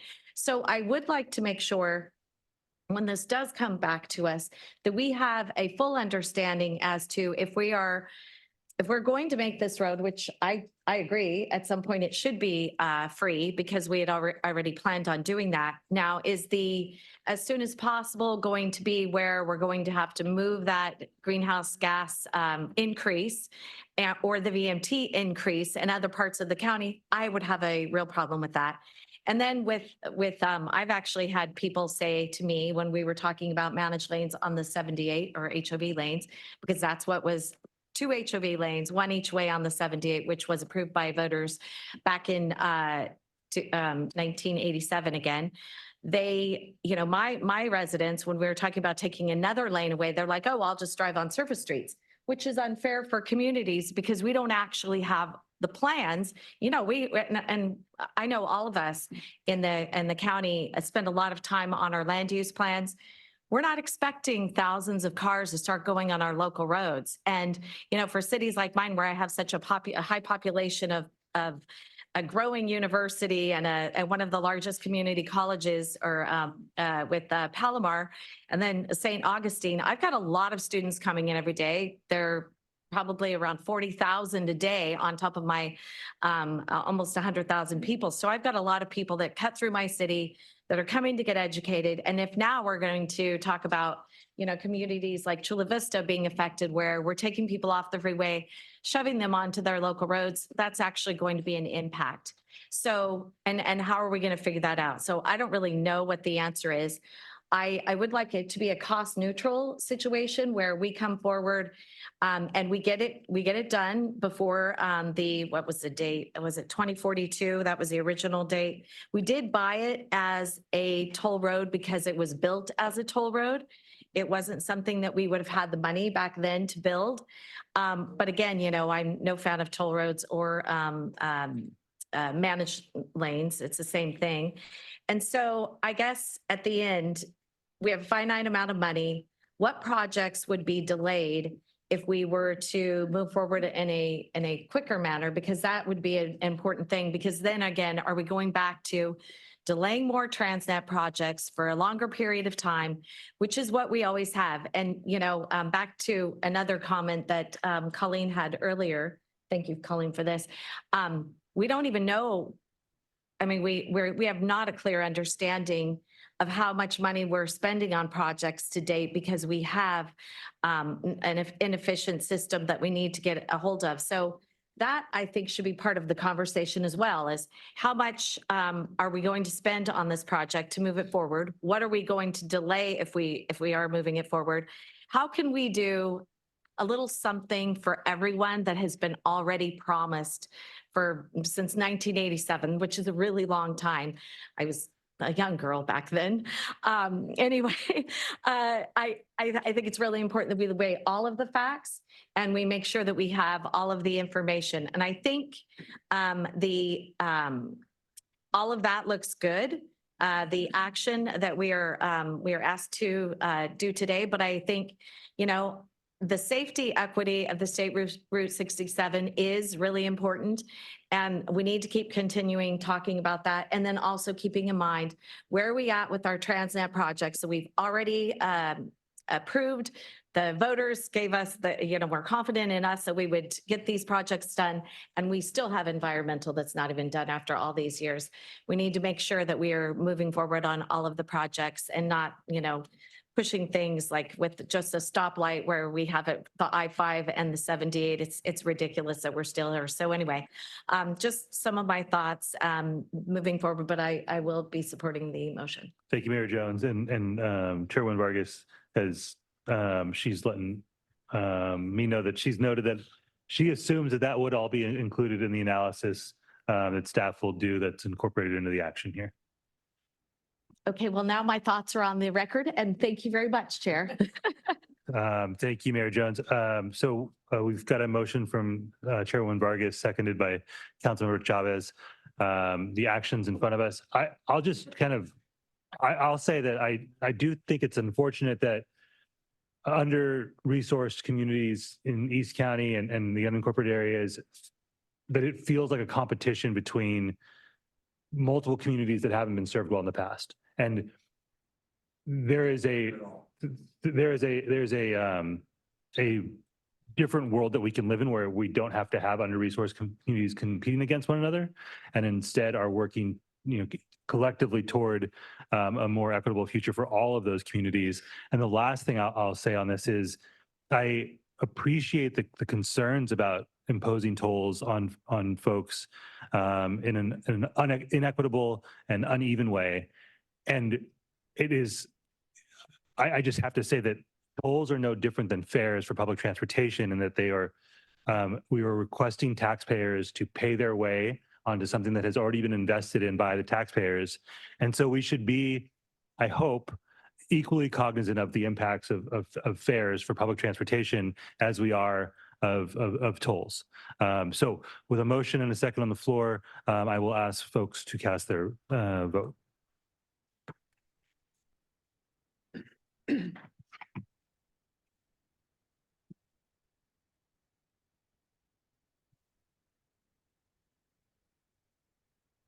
The motion passes with 17 yeses, 1 no, and 1 member agency absent. Okay, thank you so much. Let's move to item 11. Colleen, please take it away. Changing gears. Okay. So item 11, this is something we do on a regular basis, is review all the board policies and bylaws.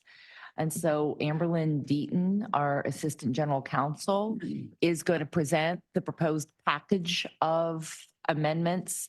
This did go through the executive committee. There are specific amendments that are also proposed through the audit committee, which is on board policy 39. So we also have the audit committee chair, Zito, here to talk about that. So I will turn it over to the team to provide the presentation. Well, thank you for that introduction. Good morning, board. As a first step, the Office of General Counsel solicits requests for any potential changes to bylaws from agency staff. And these changes are really aimed at ensuring consistency with agency practices, streamlining our work efforts, and then updating to align with any changes in the law. Then we bring those proposed changes to the executive committee for discussion and to consider a recommendation to the board for adoption. On November 3rd, 2023, and again on December 8th, the executive committee considered and then ultimately recommended amendments to your bylaws and to 8 of your board policies. And as Colleen mentioned, the audit committee has also proposed changes to board policy 39, which governs the structure of that committee, which the executive committee did consider and recommend at its most recent meeting. So each of these is attached to your report in red line format. And so for each of those potential updates, I'll discuss some of the more significant amendments that are being proposed, but please feel free to stop me at any time if you have questions. So beginning first with your bylaws, which starts at page 198 of your report, there is one proposed amendment to your bylaws, which is the addition of a provision that would clarify how SANDAG reimburses members for its automobile mileage when they are attending meetings and events, and also to add an option that has not been available to date, and that would allow members to be reimbursed for the cost of a round-trip transit ticket for attendance at meetings. Board Policy 2 is your Policy Advisory Committee membership policy, beginning at page 210. And we're proposing to update the names of the agencies that are participating on that committee. And that's to align with the updated ARGIS JPA that the board considered and approved last year, and also with our current practices. Board Policy 4 is your rules of procedure. That begins at page 215 of your report. And staff is proposing a few updates to align with our current practices that are related to virtual public meetings. One of those is to clarify that the posting of agendas and ordinances occurs on SANDAG's website, and that virtual participants are not required to send in written requests to speak. The amendments to Board Policy 4 would also clarify the compliance obligations of our members. As you are all likely aware, our members are required to file Form 700 conflict of interest statements, participate in ethics training, and there's also a more recent requirement to participate in sexual harassment training. And the proposed amendments would really just clarify those obligations and then specify that members who are not in compliance with those not be allowed to vote or to receive reimbursements for meeting stipends or travel expenses. Proposed amendments are also reflecting the addition of section 3.7 to this policy, which clarifies the rules of participation at our public meetings. As you may be aware, SB 1100, which went into effect last year, made changes to the Brown Act, which allows agencies to conduct their meetings in an orderly manner, and it allows for the removal of individuals who are disrupting meetings. SB 1100 also allows agencies to set rules of conduct to more specifically define behavior that would rise to the level of disruption. And so this is really focused on conduct that disrupts the orderly conduct of the meeting. So for example, it does not propose a blanket prohibition on clapping. It is really focused on behaviors that are rising to that level of disruption. And so those proposed amendments specify the rules of conduct. They also allow the meeting chair to issue warnings and remove violators who do not comply with those warnings, and also recess meetings in the event of a disruption. These rules would be applicable to your board meetings as well as any advisory committee meetings. When this proposed amendment was presented to the executive committee, the committee was interested in seeing similar rules applied to SANDAG's public events and activities. And so in response to that request, the executive committee recommended changes to SANDAG's public participation policy, which is attachment 7 to your report today. And the proposed amendments to the public participation policy specify rules of conduct for participating in SANDAG's public events and activities, and it also allows for the issuance of warnings and the removal of any participants disrupting the event. And really those rules for public participation mirror the rules for participation at public meetings. Board Policy 5 is for sponsorship of events, and that begins at page 230. The amendments there are looking to clarify when and how SANDAG will participate in sponsorship opportunities. The existing policy allows SANDAG to sponsor events, but it was silent regarding acceptance of sponsorships. So those proposed amendments would allow SANDAG to accept in-kind sponsorships only for events and activities, so no money, subject to certain criteria, and then also in compliance with any applicable procurement policies or conflict of interest requirements. Board Policy 7 is regarding your EEO and DBE programs, and that begins on page 232.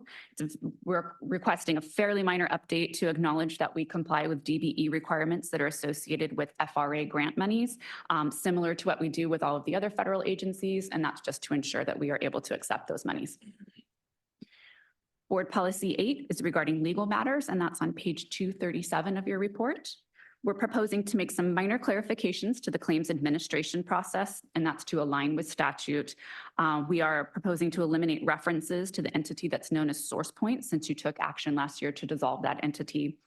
And then finally, the agency occasionally does have to appear in small claims court. So the proposed addition would authorize the CEO or a relevant designee to make that appearance on behalf of the agency. And that would be in consultation with the Office of General Counsel. Board Policy 26 is regarding Public Safety Committee. That begins on page 255. And then similar to the updates that I mentioned regarding Board Policy 2, we are proposing to update the names of the agencies participating on PSC to align with the updated ARGIS JPA.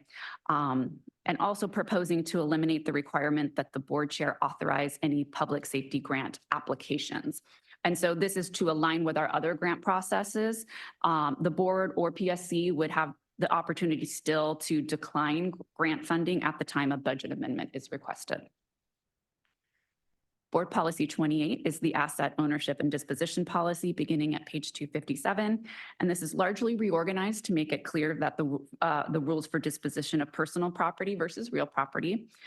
There have been some recent changes to the law, and SANDAG is now subject to the Surplus Land Act. So those updates reflect adding those new requirements. And then we're also adding provisions that we will comply with any specific grant requirements regarding disposition of property that is purchased with any of those grant monies. And then Board Policy 39 begins at page 263. And as I mentioned, the Audit Committee has proposed changes to its governance structure, which is set forth in that policy. And so now I'll turn it over to Chair Zito to provide some background on the process the Audit Committee undertook and those proposed amendments. Thanks, Amberlynn. So yeah, the Audit Committee has been around for several years now, but it is still relatively new overall body. And in the operations of the Audit Committee, the members felt like there were certain opportunities to make improvements based upon the original set of policies that were put in place. One of the key ones that you'll notice is an acknowledgement that it takes a long time to come up to speed with what's going on in the agency and what's going on with the finances. And the current term of 2 years for the public members seemed too short. It's also a lot shorter than many other agencies in the local area as well. So there was a recommendation to increase the term limit, the term of the public members. In conjunction, there's a desire to be able to make sure that do our best that we have a continuity of experience and such that the members won't all term out at the same time. So there's some language in there about being able to stagger membership and do things like that, so we can make sure we have a continuity of knowledge in that committee. Other language that is being suggested, which are relatively substantial changes, are mostly around giving the Audit Committee at least more autonomy about how it's doing its selection of the public members and or the selection of the leadership of the committee. And, I want to start out by saying that I believe this board and this leadership has done a very good job of letting the Office of the Independent Performance Auditor do her work and do it well and do it independence without interference, and the same of the Audit Committee. But some of these changes were just put in mind from the perspective of looking forward, what would make for a better, more effective way of actually getting those members selected and fulfilling the role of the Audit Committee operationally going forward. So those around how the leadership selected, as well as how the public members are selected. And there's a lot of detail in the board policy about those updates. Afterwards, I'll be happy to answer any questions, but turn it back to Amberlynn for now. Thank you. And so finally, while no changes are proposed, board policy does call for the board to annually approve its board policy number 2, which is your interest rate swap policy, which is included with your report at page 272. And so I will note in concluding that the proposed amendments before you today are from your 2023 cycle. We anticipate that we will be bringing to you additional proposed amendments to address some pending audit action items, and also to address some of the feedback that staff has received in recent months regarding some additional changes you would like to see around contract reporting requirements. So this concludes a summary of the proposed board policy updates, and I'm happy to answer any questions that you may have. Thank you, Amberlynn. Thank you, Member Zito. Do we have public comment on this item? Thank you, Vice Chair. On item 11, Truth, please come to the podium. You'll be followed by Ellen C. and allegedly Audra. Once again, these changes have been plagiarized directly from the county's rules. At the last Public Safety Committee, Jose already took his cue from Nora and gave Speaker 60 seconds for no reason, but he'll probably lose his stipends over the new statement of economic interest requirement. And for that committee and advisor members, don't add anyone from the county's public safety group. They refuse to save dying horses. It's good transit will be reimbursed. I'm going to be happy to call that privilege out too. But when will the use of public transit, biking, or walking be the requirement for all reps here? And decorum needs to be equitable. 1 minute for all reps who speak, and timeouts only for those children who have temper tantrums. For 3.9, who is the arbiter of language style? Will decibels be measured for loud? And what definition is being used for the word profane? Is it regarding someone who isn't initiated into an inner circle? For 3.9.1, how can the chair decide what is off topic if the complexities of topics go right over their heads? And Sean won't even let me mention my friend, that guy over here. Can I praise him? No, can't. And SANDAG violates its own number 6 policy. Your public time participation. expired. LNC, please come to the podium. You'll be followed by allegedly Audra and Mark. And we do have a total of 11 public commenters on this item. Popular topic. Going to page 253, the board has a strong commitment to public participation and involvement and wishes to ensure the agency business is conducted in an orderly fashion and that have an equal opportunity, surprised you didn't use equity, to observe and participate in public events. It goes on to say that you'll decide what is allowed to say and what's not allowed to say. Yeah, I get it. We want to be, cordial. We want to be friendly. But it's called the First Amendment Brown Act, where if some public speaker or yourself's upset about it, you got to say your mind. You got to say your piece. And concerning the audit, I think the only person fired is the one that called out the mischarge of 45,000 drivers and 125. Mary's audit showed multiple problems. Why don't we update the board policies? We start firing people for not doing the job, because I see multiple on that chart right there, your chart for Mary, and yet nobody held accountable. I yield back. Allegedly Audra, please come to the podium to be followed by Mark and Michael Brando. Andre should be fired, actually. He should resign immediately. Yeah, Sean, I can address him, actually. And all of you seemingly took an oath, right, to the Constitution to uphold that. Yet everything in here that you're doing with the public is taking away their free speech rights and their ability to address their government about the problems that they see going on. And you're sitting here saying who we can and we can't talk to. We pay all of your salaries, every single person in this corrupt organization. So the fact that you can sit there and then, like if somebody says something that you don't like, that's your problem.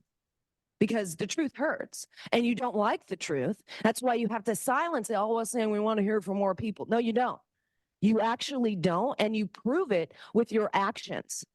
Marbury versus Madison, anything that goes against the Constitution is null and void. So all of this is null and void. I might as well use it for Your time expired. Mark, please come to the podium, followed by Michael Brando and Gambler.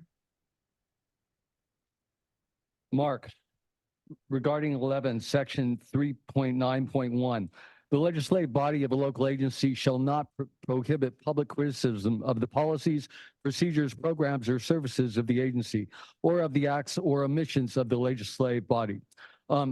So you don't get to say what an omission is, at all. That, in fact, the very idea that it's an omission implies that you didn't consider important, but the person speaking, the public, someone there considers it important. That's really important, especially if, for instance, someone believes and has proof from a California recognized witness who's one of the highest people in your transportation department as a district branch chief, says there is a conspiracy, and we want to point that out. We have the right to say that, and that would be pertinent to everything SANDAG is doing. So furthermore, you're just a totalitarian dictator. You should be fired. Your time expired. Michael Brando, please come to the podium, followed by Gambler, Consuelo, and Mike. The phrase disrupting the orderly conduct of the meeting or rise to the level of disruption is very ambiguous.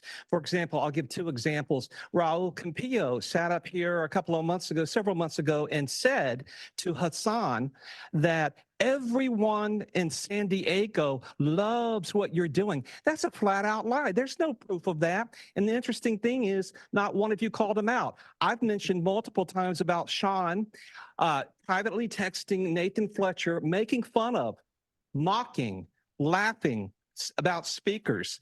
Do you not think that that doesn't carry over into the context of the meeting?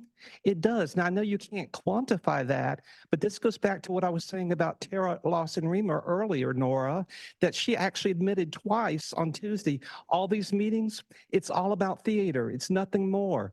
Saying one thing and something else going on. Wake up. Thank you. Gambler, please come to the podium. You'll be followed Consuelo and then Mike. I'll try to cut.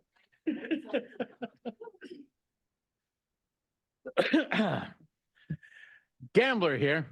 Okay, I've been trying to figure out how the heck you guys could go ahead and play SimCity with San Diego.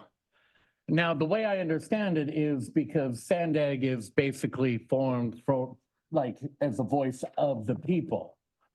That's interesting because we have these two individuals right here trying to silence the voice of the individuals. We already have it down to 1 minute that you can talk. And Sean loves to interrupt people and say, hey, I need you to go ahead and waste some time telling what you are talking about, giving people basically like 40 seconds to go ahead and talk. So please explain to me how you guys are doing what we want you guys to do, or you're just doing what you want to do, shutting us up, making sure we cannot talk, getting pissed off and finding any reason to expel people. Isn't that right, Nora?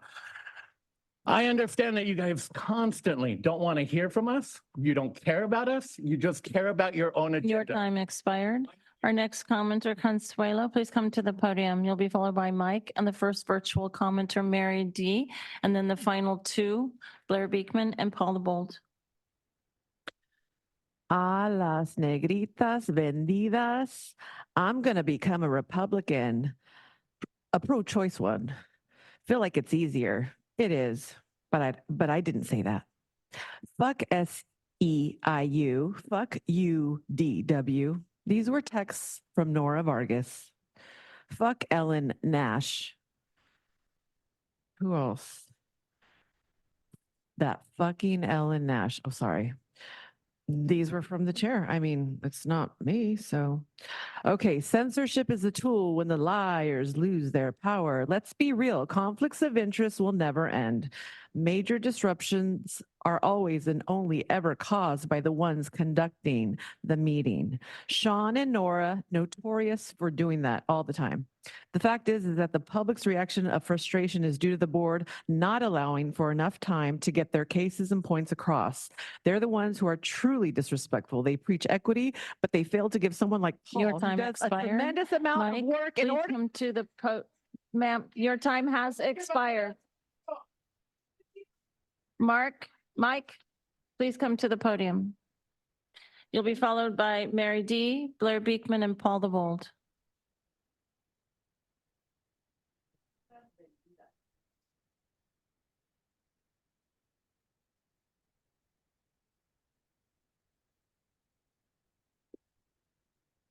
It really doesn't seem odd to any of you guys that you guys literally have to seat a team of fucking lawyers,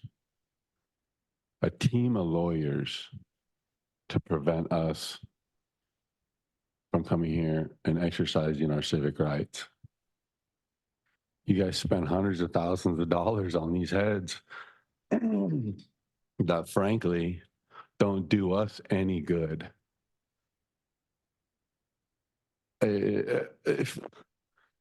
It's amazing that nobody here has come up with the rationale that if you have to seat these many attorneys, maybe the ideas, maybe the issue is so far beyond the complexity that anybody can deal with that it's just a waste of money. Like trying to seat attorneys just to try to finagle your way around some social issues. Your time expired. Our next commenter, Mary D., please go ahead. Hi, first apologies for speaking on consent. I thought this was part of it. But again, for board policy for particularly item 3.9.2, it's an onerous constriction of rights. Your efforts to rein in free speech and personal expression are overreach. Particularly the no clapping clause. Again, refer to your own meeting October 14th of 2022, where you clapped throughout the meeting. Clapping is a social norm, a strong means to indicate approval. It demonstrates numbers, shows consensus. I'd also like to refer you to California Supreme Court ruling in Ray K. My ask is that you pull the verbiage for clapping so you will actually allow respectful, responsive clapping at your meetings as California case precedent supports. Thank you. Our next commenter, Blair Beekman. You'll be followed by the final commenter, Paul the Bold. Blair, go ahead. Hi, Blair Beekman. I'm sorry I didn't offer my previous public comment. It would possibly been a bit more appropriate on this item. Sorry about that. Finger snapping in the Bay Area. They allow finger snapping at meetings, not clapping. Maybe that's a compromise, a modification that can take place here in San Diego. You know, I think it's the group that speaks the public comment time. They can be a bit vociferous, but I think have a good heart and want, you know, the best for the community. And good luck how we navigate these new laws to respect that thinking. And I think we want to do that. Good luck how these guidelines can allow us to continue our same good practice of openness. With that said, good luck on how to develop some sort of new guidelines for the future of like what happened on the previous item, that, you know, we can really develop, you know, the work I do with tech accountability and its guidelines can really help in a future of agendas being more clear to yourselves. And I know that you understood. And your time expired. Our final commenter, Paul the Bold, please go ahead. Looks like under Amendment to Policy 8, claims should go to SANDAG, but not necessarily to the board. Make hiding stuff from you guys a whole lot easier. Policy 5 says SANDAG continues to gain visibility and notoriety in communities throughout the region. It reflects what we and more of you have been saying. Policy 4, allowing for the chair to expel someone who objects to being ruled off topic, and other provisions which allow the chair to issue warnings and stuff, which at the board sometimes go on longer than the person's speech, is a recipe for disaster. It didn't work at the Board of Supervisors when it recently allowed a union group to interrupt the meeting with repeated chants for 1 or 2 minutes. Because it is not impartial and it won't work here, it is applied in a discriminatory way. In addition, the provision for the chair to... And your time expired. That concludes the public comments. All right, thank you, Clerk. We will begin the discussion of this item with Mayor Huebner. Thank you, Vice Chair.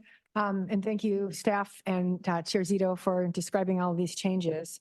I do want to say that I just have a couple of concerns about 2 of the changes in Board Policy 39 that was proposed by the Audit Committee. And I simply want to open this up as a discussion to the board, just to make sure that they don't go overlooked. The question my concern speaks to is the actual nature of the stature of the Audit Committee. I mean, is it independent of and above the board, or is it an advisory committee? In reviewing AB 805, which is what created the Audit Committee and the Independent Office of the Independent Auditor, it does not distinguish the Audit Committee from the other 5 standing policy advisory committees. It lists the 5 policy advisory committees, you know, executive, transportation, blah, blah, blah, and audit. So that advisory word is in there. So the first of the concerns that I have, or that I'd like to just bring attention to the board, is how the chair and the vice chair are selected. Right now, the chair, with all of the public policy advisory committees, does select the PAC chairs and vice chairs. Remember, the chair of each of these committees is who sets the agenda of that committee. So now, like all the PAC chairs, the chair and vice chair of the Audit Committee is selected by the chair of SANDAG. But what's proposed is that they're chosen by the committee themselves. The chair would be chosen between 2 of the 5 board members. 2 board members of the 5 there's 5 members on the Audit Committee, 2 are board members, 3 are public members. So the chair will be chosen between the 2 board members, and the board votes on that. So, you know, maybe I'm okay with this. So these, right now, as I said, they're voted on. Then these 2 board members, excuse, I can't read my notes. These 2 board members that are on the Audit Committee are chosen by the chair and then are voted on by this board. So again, maybe I'm okay with that. The vice chair of the Audit Committee is proposed to be voted on by the Audit Committee members themselves. And given that there's 3 public members and 2 board members, it would likely be a public member. So a little red flag that goes up that this is different from any of the other policy advisory committees. And I'm wondering, is this maybe a concern to look at, that it might set a precedent, or you could say a slippery slope to migrate to maybe the other PACs? And is that a good idea? Just something for y'all to be aware of and maybe make some comments on. My second concern is how the public members are selected. Right now, the policy was intended to be very removed from including anyone on this selection committee for the public members that they have oversight over. But the audit committee, looking at my notes, right now it's responsible. Oh yeah, the audit committee is responsible for overseeing the performance of the independent auditor. That's in board policies 6.1 of this 39. The audit committee is responsible for the independent auditor's evaluation and recommends her compensation. So it's the recommendation that is proposed in front of us is that now that the selection committee for the public members of the audit committee would include the independent auditor, would include the CFO of SANDAG, and would include, some public members and board members. So I'm just kind of concerned about that and where the rest of the board stands with that recommendation. Just put it out there, and maybe other people have some thoughts about how the selection committee for the public members has been proposed to be changed, including people over whom they oversee, if that's correct. And it's a very big difference from how it is right now. How it is right now is the board chair selects a board member, and then there is a CFO from a member agency, and then those two, the board member and the CFO of a member agency, select another finance professional from another organization like a JPA or something within the county. Very different from what's being proposed here, which would be the CFO, the independent auditor, and board members and public members. So put it out there for anybody else who has some concerns about that, as I do, for discussion. Thank you, Mayor Huebner. All right. Chair Zito, I don't know if you wanted to respond to any of that.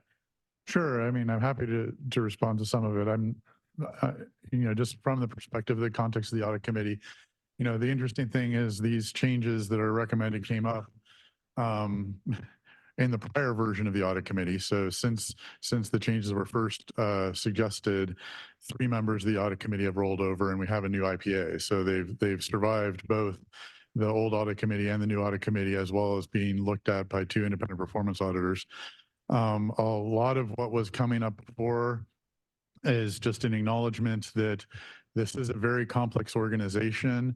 The previous performance auditor, Mary Kay, thought it was extremely important that somebody that had actual direct knowledge of auditing and auditing agencies of this size should be involved in the selection of public members and helping evaluate that criteria.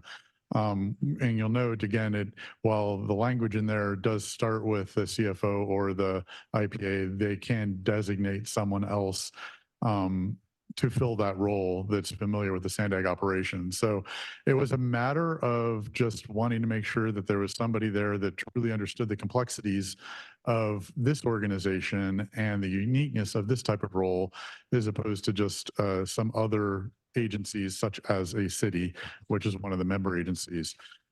There was a recognition that it looked like there could be some gaming of the system because, to Mayor Huebner's point, these people are overseeing the people that are selecting them, and the way that was decided to be worked around that was the rather creative, unique, interesting concept of just actually doing the final selection through a random draw of people that were deemed qualified.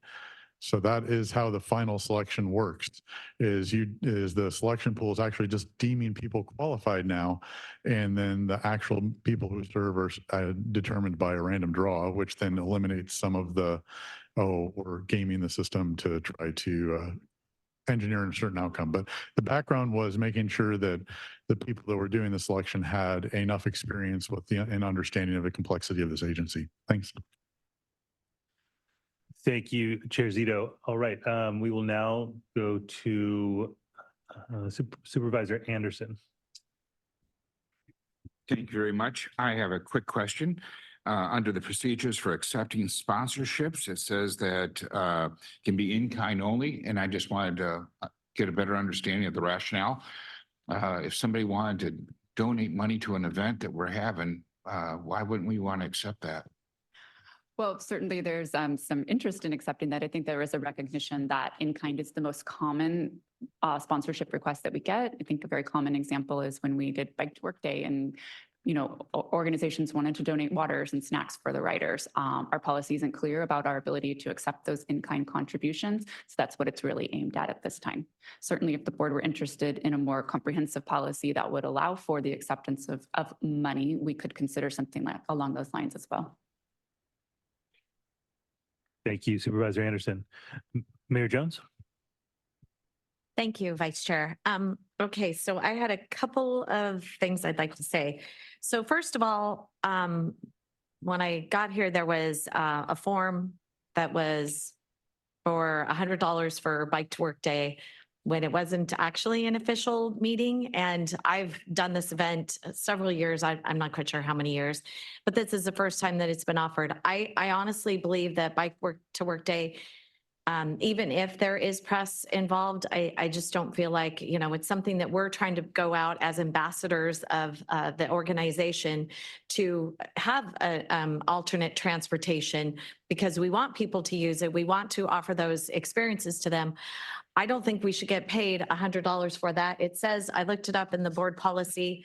It says that it's at the discretion of the chair of the board. I personally am not going to be accepting that. I don't think that it seems advisable in my opinion, but I did want to bring that up.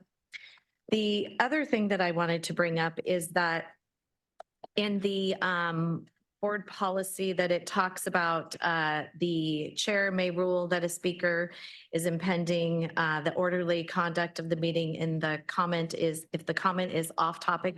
I just want to make sure that that does not include just public comment where it's not specified to an agenda item. And I don't think we should be asking people because they have to fill out a speaker slip, which item they're speaking on, because we've already gotten that information because it's on the speaker slip.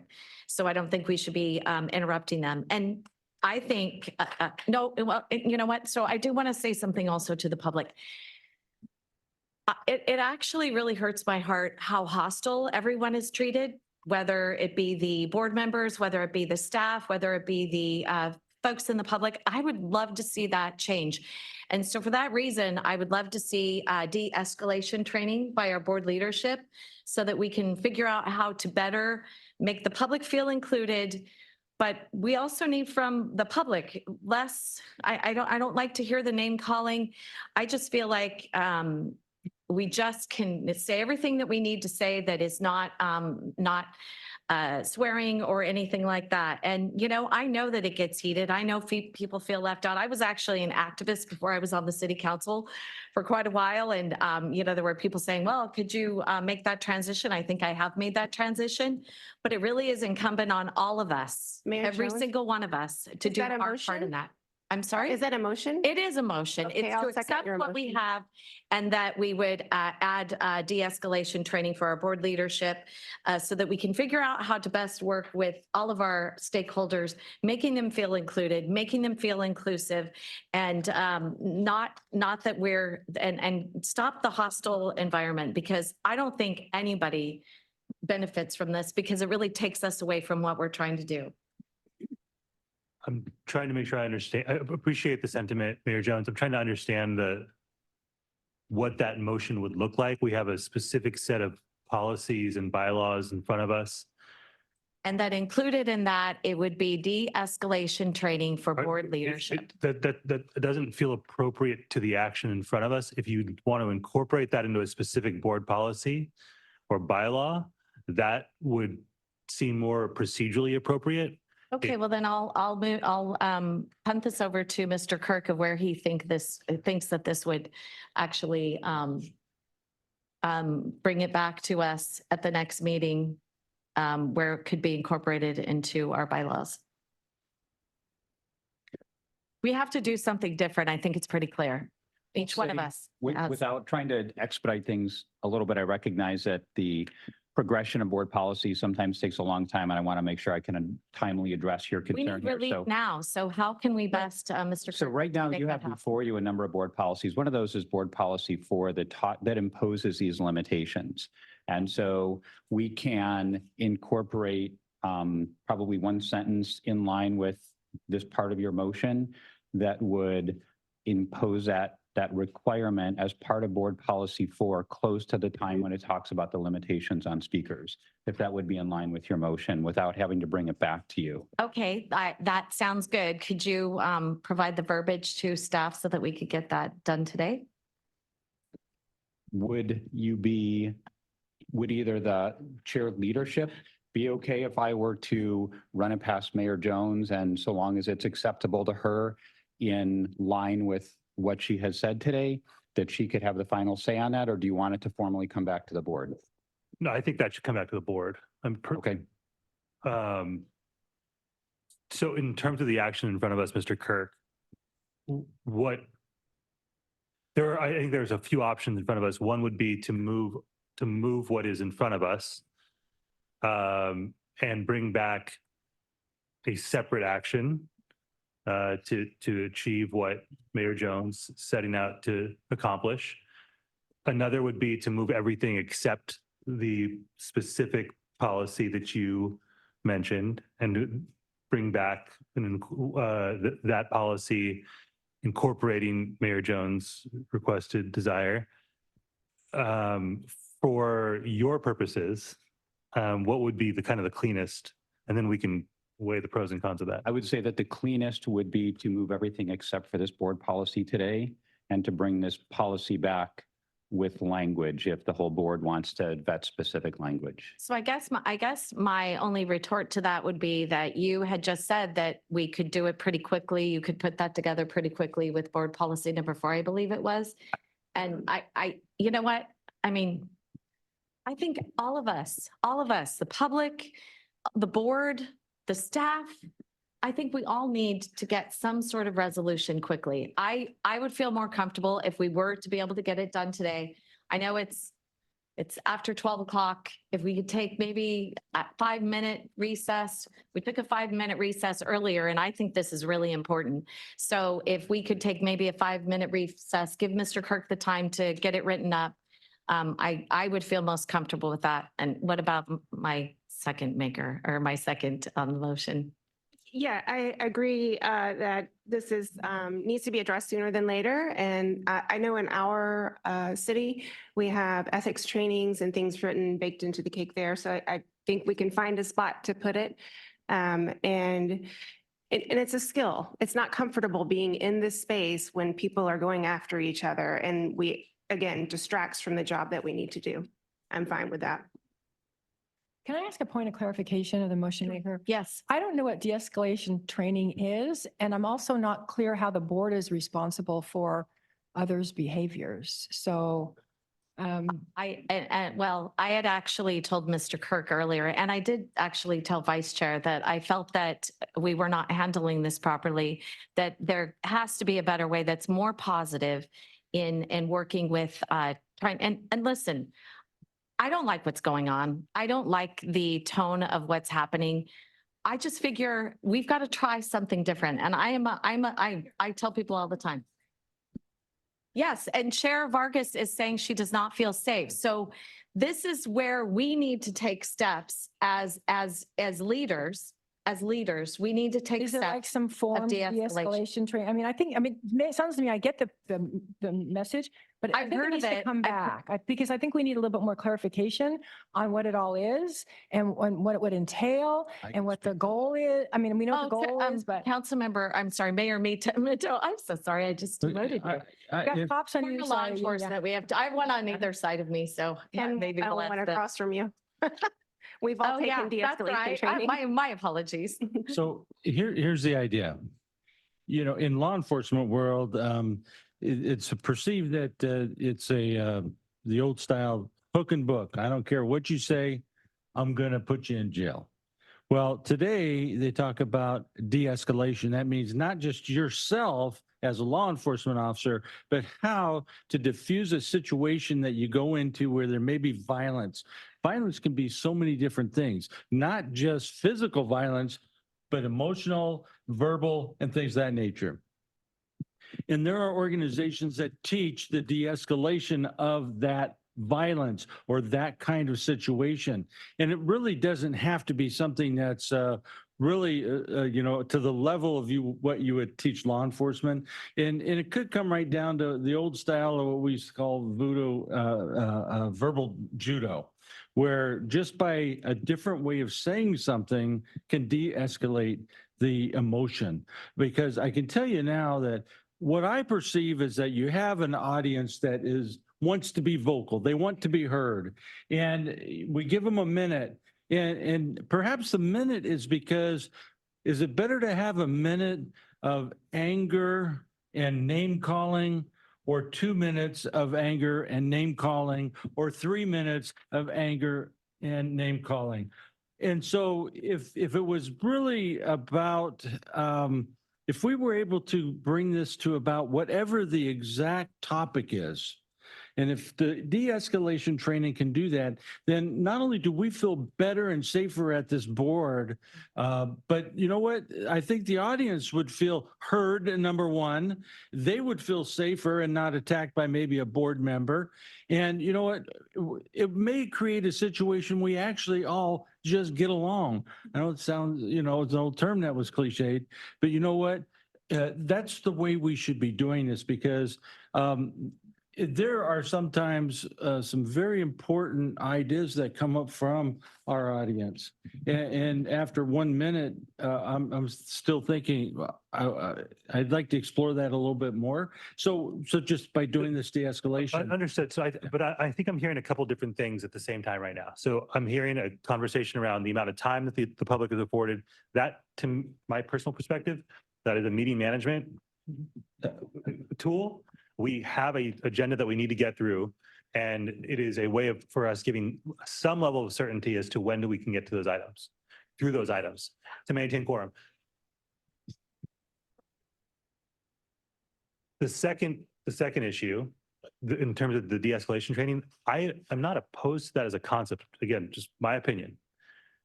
However, it is it's simultaneously extremely specific and somewhat vague in terms of what we're speaking to incorporate into a bylaw or a policy.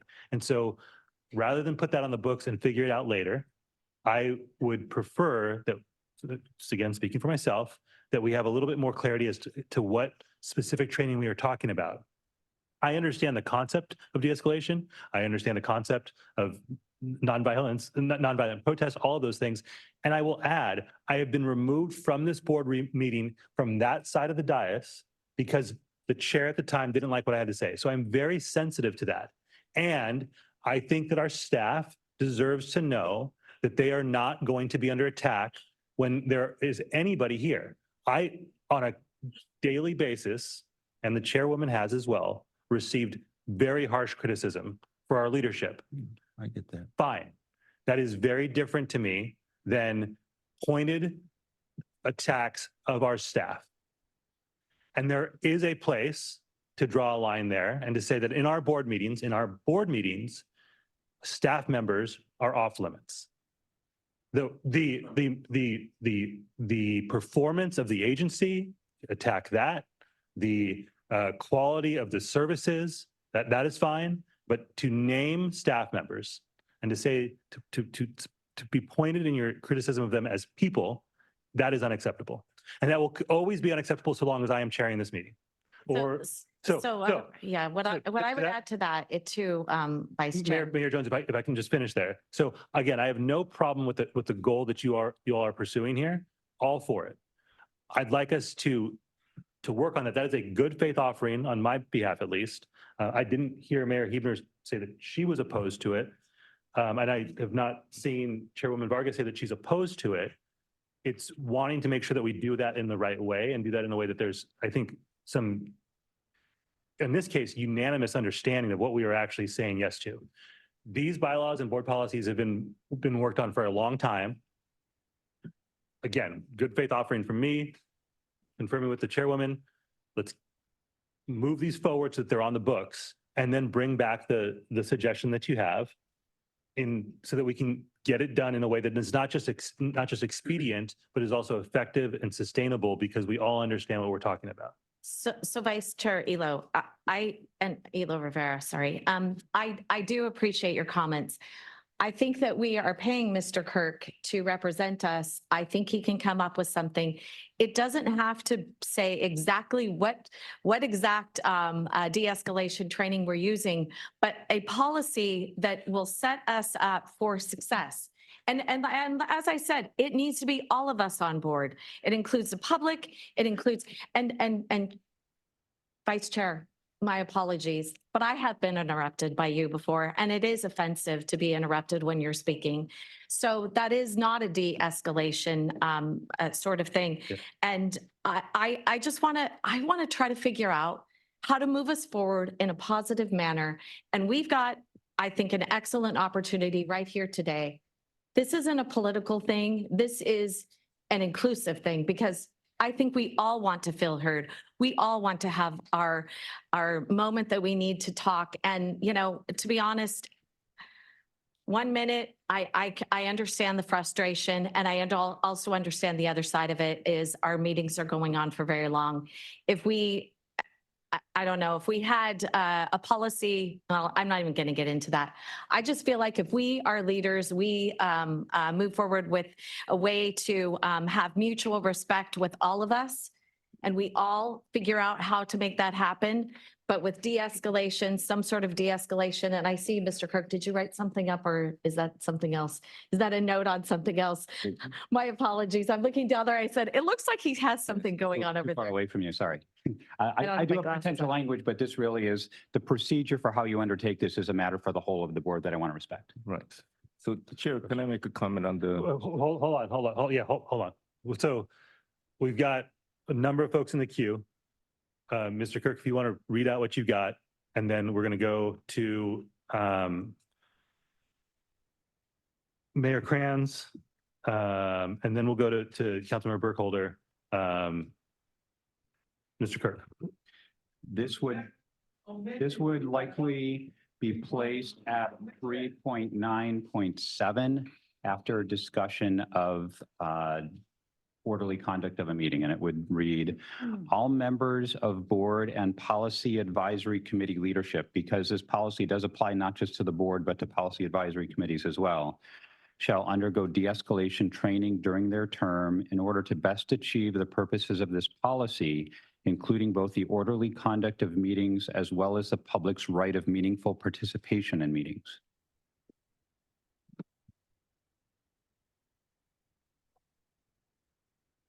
Could you read it just one more time? I don't think can there's have that anybody put to onto cut the up. board. Okay, I was going to say, if we I could can put give it it up to on the staff. screen, that would be Yeah. great. Okay, thank you.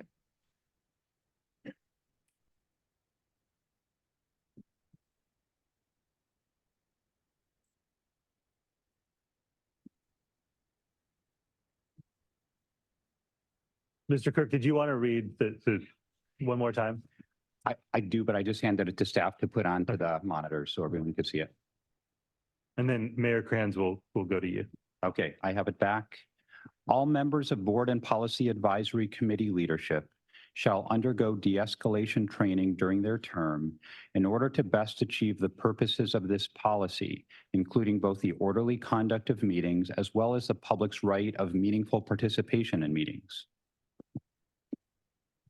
Okay. I'm sorry, the first, who exactly? Because I said board leadership. So it would be board leadership, chairs of our advisory committees. What I said was all members of board and policy advisory committee leadership. So it would include, as applied, the chair, first vice chair, and second vice chair of the board, as well as the chair and vice chair of all policy advisory committees who are in charge of the conduct of those meetings. Yes, whoever's running the meeting at that time. Perfect. Okay, yes, that's exactly what I'm looking for. Thank you.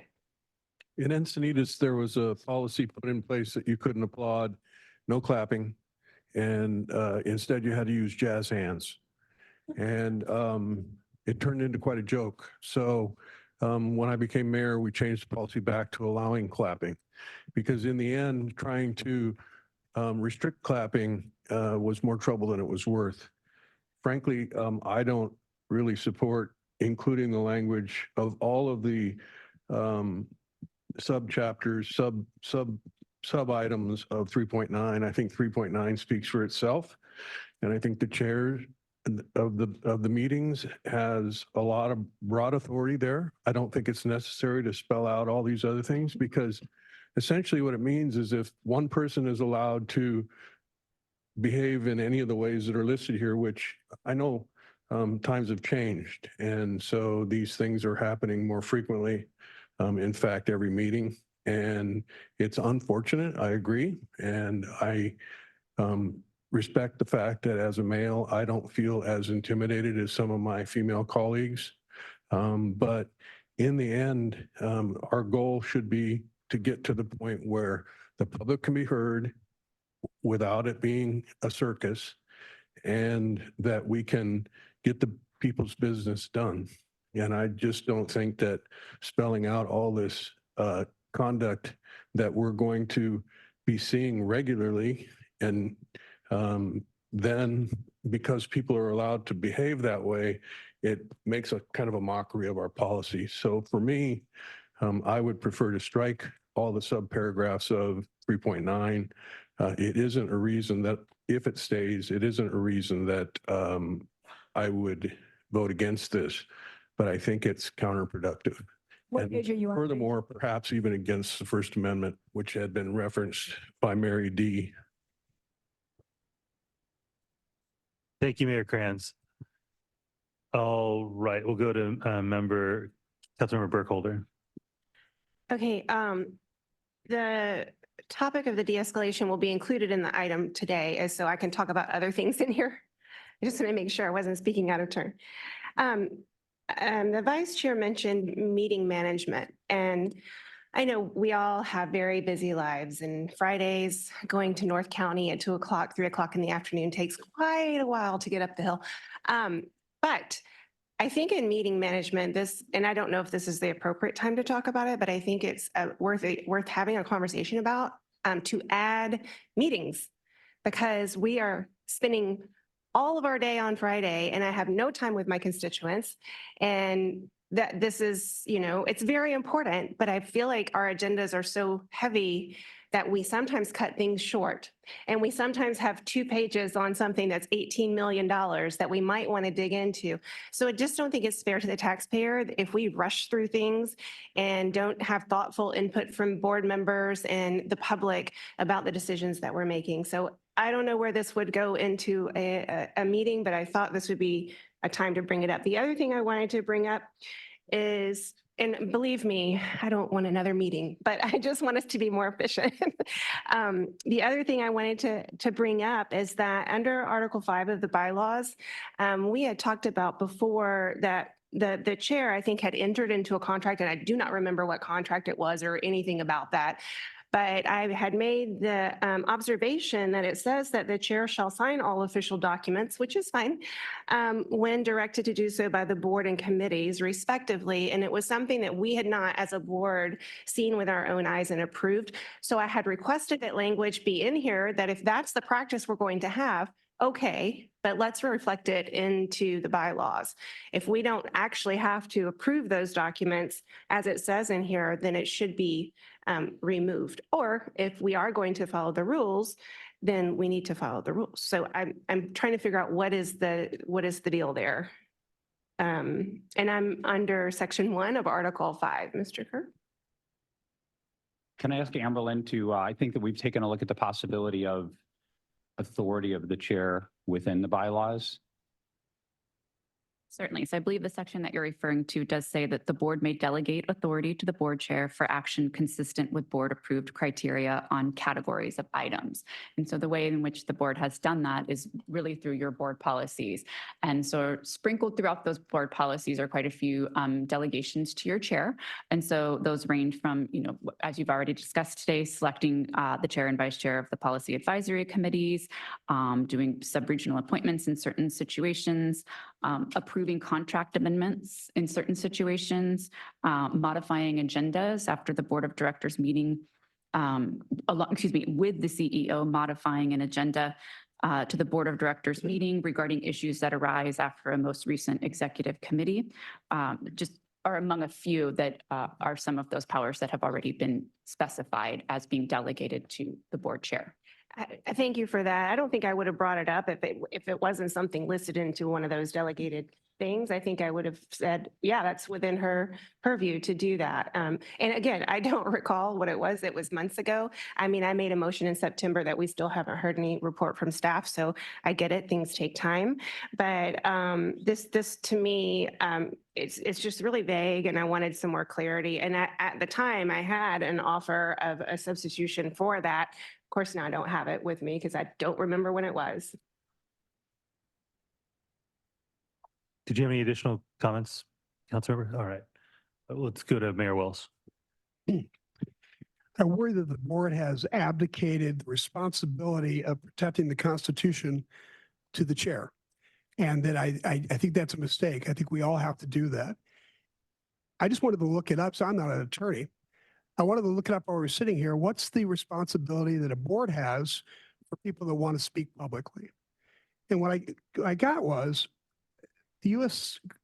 Court of Appeals 6th Circuit, in a case of Eisen versus Madison Local School Board, says that the prohibition of speech because it opposes or offends the board or public members or members of the public, which includes staff members, is in violation of the First Amendment. It went on to say, the court did, when government bodies establish public comment periods, they must adhere to fundamental First Amendment principles. They cannot shut down or silence speakers simply because they offer a disapproved viewpoint or criticize government officials. The essence of a free society is that members of the public have the ability to voice their opinions, including ones critical of government officials. Now, we want peace. And we're looking at it, the way to achieve peace is by cutting out dissent. But that doesn't work. I can tell you as a psychologist, when I did my training in marital counseling, what you stopped was one side from the other trying to shut down the speech of the other. You had to let people speak. You had to let things be open. I believe that what will happen if we do that is you'll get less anger. You'll get less vitriol, and you'll get more to the point of what their grievances are, which our First Amendment makes our country unique in providing a protection for that. So I can't vote for this because what it says in these bylaws and what we've done in practice is limit free speech, and it's coming to bite us. And I think that if we want to have peace, we need to vote against these bylaws, come back and change it, take our responsibility as a board and change it, and make sure that the public has a right to speak, like every single one of us does in our council meetings. And believe me, people come up and call me a Nazi. They call me every name, just like everybody else. No matter what side of the aisle you speak on, there's a group of people that hates you. And I make sure that when everybody comes to my council meeting, I welcome them. I let them speak. If they're really into it and they're saying something that is important, not just name calling, but if they're saying something important, I'll give them a little bit extra time to speak. And then I thank them for coming. It seems simple, but it seems to keep peace in El Cajon. Thank you.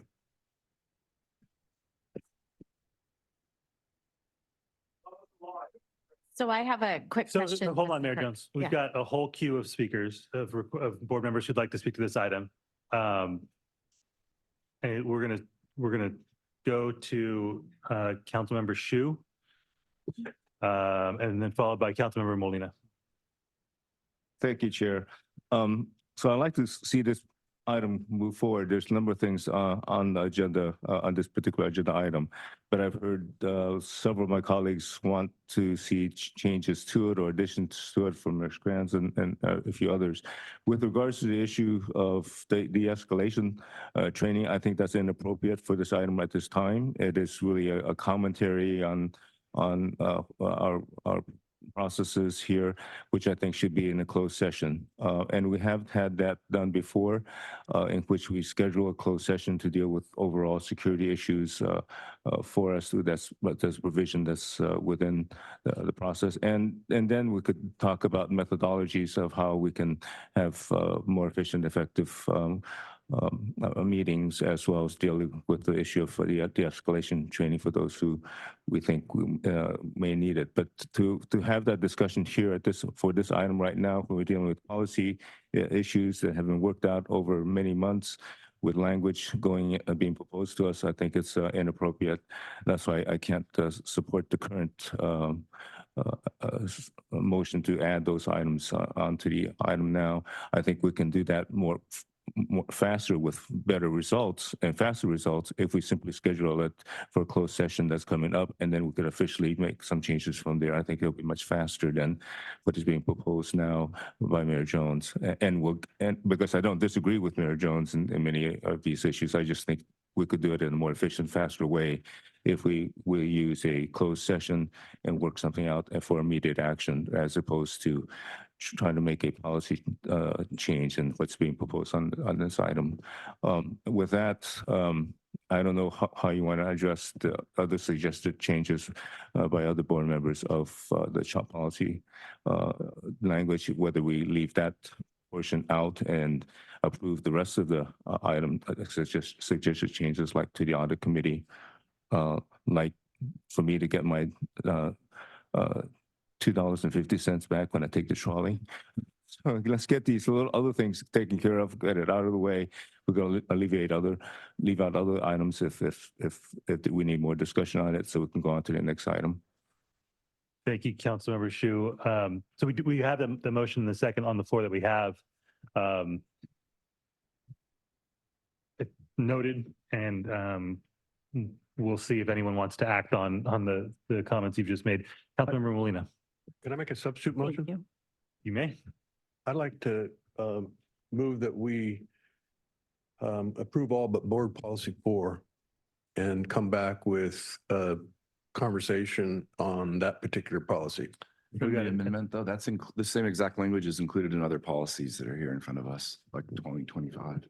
So there's a motion. Chair Vargas seconded that motion. May I make an friendly amendment to that? Yeah, so if it's in other policies as well. So my issue is with 3.9, and I didn't recall seeing that anywhere else. So Councilmember Duncan here is on it. So got it all. Right, may I? So if you look, for instance, at board policy number 25, and you go down to the end of it, there's a new policy 4H, which includes the exact same language, including the language you were mentioning about no person shall engage in conduct that disrupts the orderly conduct of the event, including but not limited to, and then it delineates the I items appreciate that. specifically mentioned. I'd like to modify my substitute motion. Can I do that? To add polling board policy 4 and board policy 25. Is that responsive to what you were? Well, I would like to address the second concern that I brought up in board policy 39. I'm okay with the chair, vice chair situation, but I'm not okay with the independent auditor being on the public member selection committee, because the public members are the majority of that committee, and they oversee and do the evaluation of the independent auditor, and the same with the CFO of SANDAG, who is the subject of, that is the department that is often being audited. I would like to revert to the original policy for the public member selection committee and keep the chair, vice chair one. It'd be fine. I'm okay with that.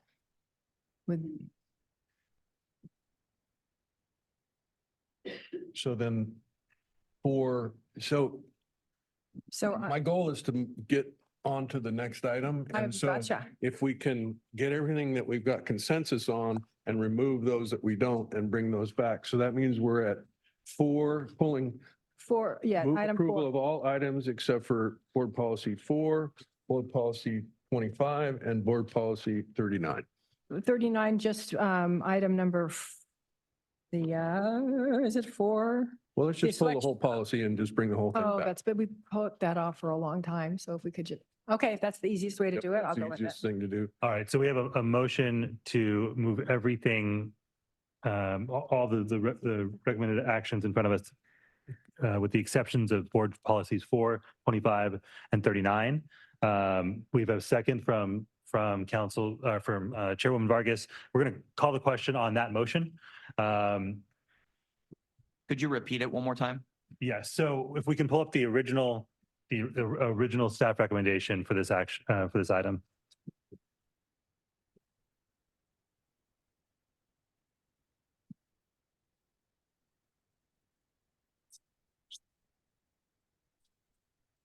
So it's the agendized staff, it's the agendized action minus board policy 4, board policy 25, board policy 39.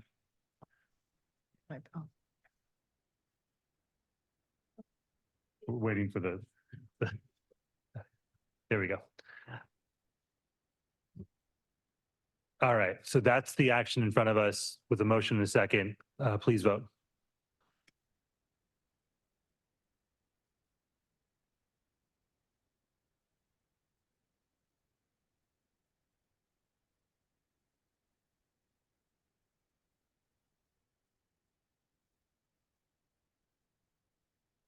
And I would also say that because some of these policies implicate the provisions of the First Amendment, the notion of discussing the potential for litigation is, I think, a valid reason to go into closed session.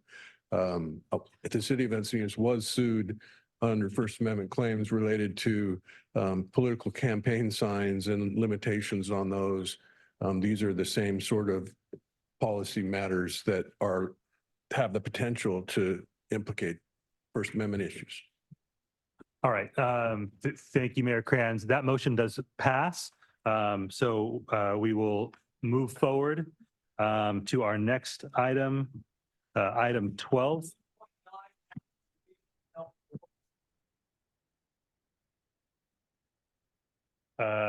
If staff would like to introduce item 12, please.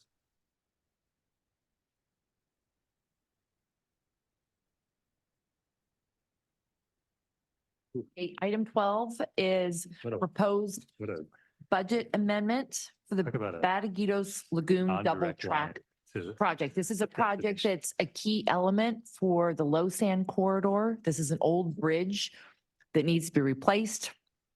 It's going to be underwater, and it also needs to be double tracked.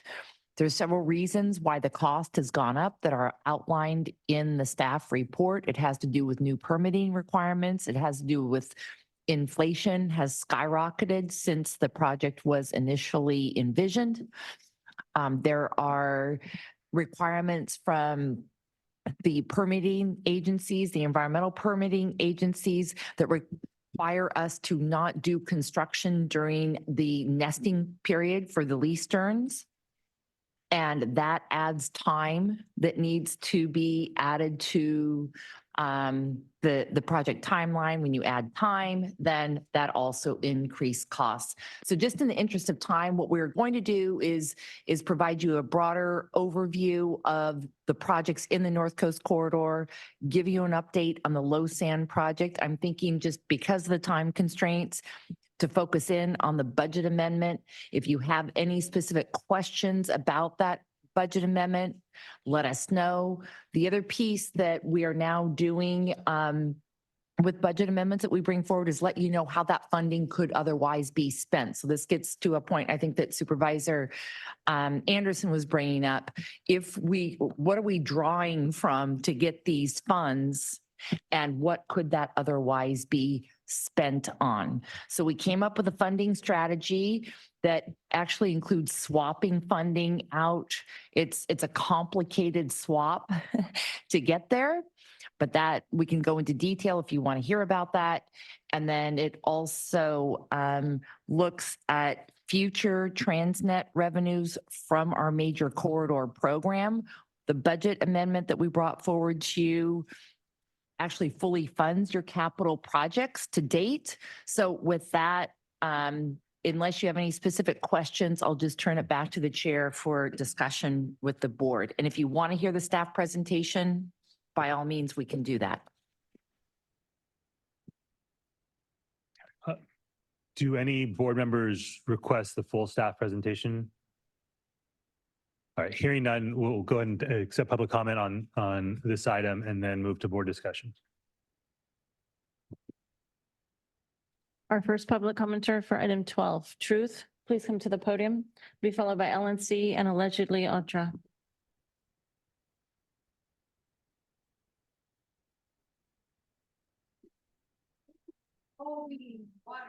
Oh, there we go. Thank you. When will this all be water under the bridge? That's the real question. So let me get this straight. There's some bird called the California lease turn that's going to delay this over $165 million project by up to 4 years. The federal government has incredible priorities like sandwiches. And then there's inflation and a mafia-like union contract, all requiring another $42.5 million to finish this double tracking. Well, MTS, which actually has areas with significant use and the county's poorest people rely on, has a $78 million deficit that's going to result in decreased frequencies and cut service. And this ghost train is SANDAG's priority. Incredible. Is commercial freight more valuable to you than our county's poorest, most underserved residents? So much for equity as always.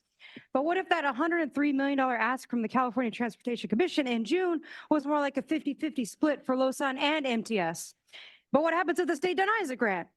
And by the way, page 292 has a run-on sentence, so understanding of delay since 2016 makes little sense. They also make little sense with Your run-on time sentence. expired. Our next commenter, LNC, please come to the podium. Be followed by allegedly Audra and Mark. Thank you, Francesca. Yeah, I'm looking at this, she mentioned about the lease turn. We also had in North Island of the Navy, we have a section set out for the lease turn. But my question is we put priority on some birds, which, it's important, but what about the safety of people? 2 years ago, when we had Todd Gloria as the chair, by the way, we actually had time on a consent item to point out the fallacies of that train on the bluff falling into the ocean, which it did happen 50 years ago. And yet, now you're going to spend more money and double track a water area for multi-ton trains to go over. We said it before, but by the way, during that consent, what Todd Gloria did allow time, Chair Vargas, we got $4 million from the governor to move that the week later because the public is allowed to speak and say, hey, this is wrong. That's why it's important to have public speak in time. As I mentioned, where's that $4 million? Instead of going to this, what about the lives of people? Get that train out the bluff now. Your time expired. Allegedly Audra, please come to the podium, followed by Mark and Michael Brando.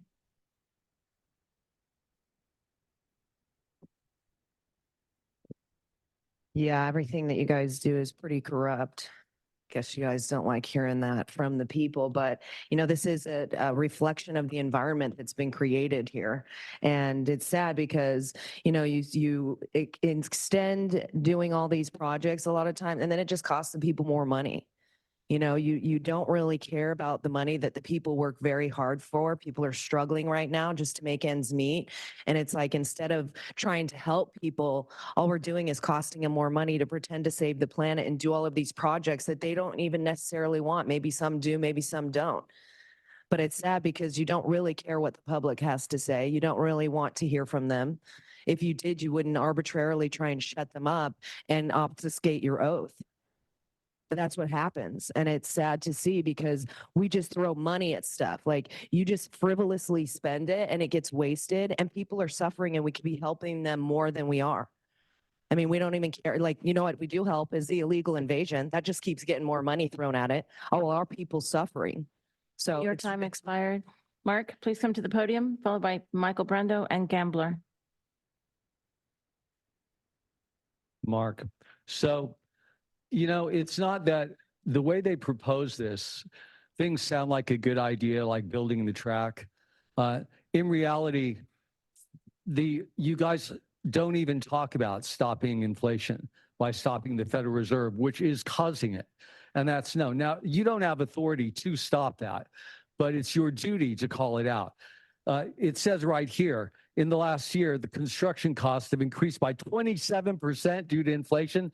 That's a national emergency. I mean, a real one. I'm not talking about climate change hundreds of years from now, which is all probably bullshit anyway. This is now. And you guys aren't bringing it up. You're not talking about it. And I was trying very hard to get your attention, Rebecca, about doing a motion to protect the omissions in 3.9.1, of the Brown Act, which I'd appreciate that now it's been passed, but that should be gone back. Your time expired. Michael Brando, please come to the podium, followed by Gambler and Consuelo. And the final two, Mike and Blair Beekman.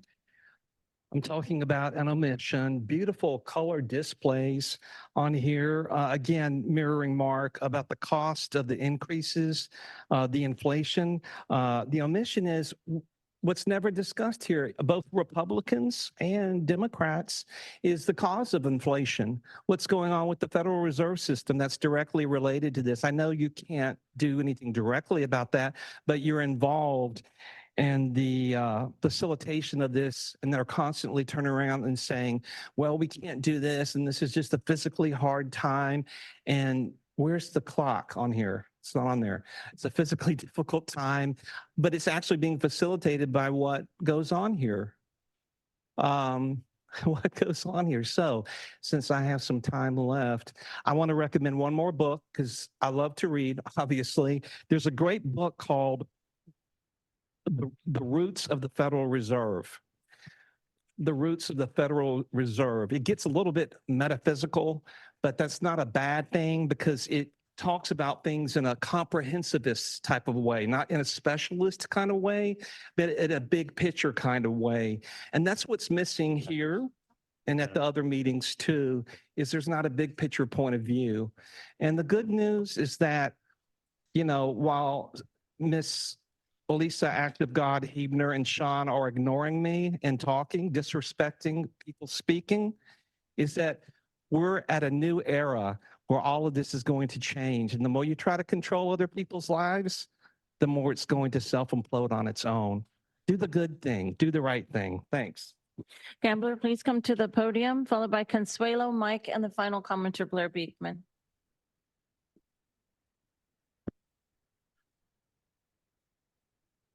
Gambler here. 1 minute is not enough time to go ahead and discuss this issue at all. But so regarding that, and since you guys honestly, truly, since you're having a conversation while I'm sitting here trying to talk to you, Sean, and you don't give a rat's ass, I want to go and inform you that your people working for you are also public employees. So if you use them as defensive walls to prevent me from talking to you, by all means, they're going to hear my wrath. And there's not a goddamn thing you can do about it. There's not a goddamn thing Nora can do about it. There's not a goddamn thing Joel could do about it. I know you guys have been working tirelessly trying to find a way to shut my ass up, even though you fired me 6 years ago, and I'm still employed today because of our election process. I recognize some of you guys are actually elected. Sean, selected. Second charge. Your time expired. Consuelo, please come to the, sir, your time has expired. Please leave the podium. Consuelo, please come to the podium. You'll be followed by Mike and the final commenter, Blair Beekman. Yeah, let's see. Credos Lagoon. Yeah, just more of the waste of people's hard-earned money. It's really, gosh, I had nothing to say here. But let me tell you, it's really sad how these meetings are going. And I listened to Bill Wells on Wednesday, and I really try to come here with not being angry, because I know that a lot of the times when we are up here and we're yelling and we're trying to get our points across with 60 seconds to do it, it falls on deaf ears. I get that. And so it's just that you have to keep in mind, just like as Audra just said, It's the environment that this board creates that has the people react the way they are reacting. And it is frustrating because we are the only ones who do come to these meetings, and it's really sad that nobody's paying And your time attention. expired. Mike, please come to the podium. You'll be followed by the final commenter, Blair Beekman.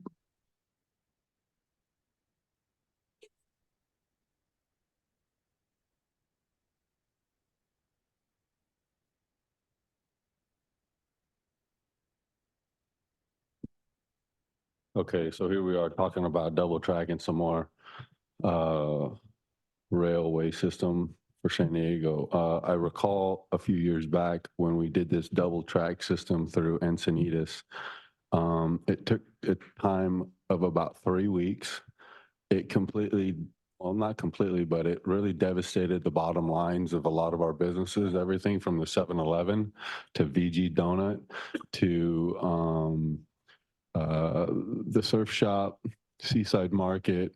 Everything there suffered for 3 weeks while that thing got built and expanded to the double track configuration that it is now.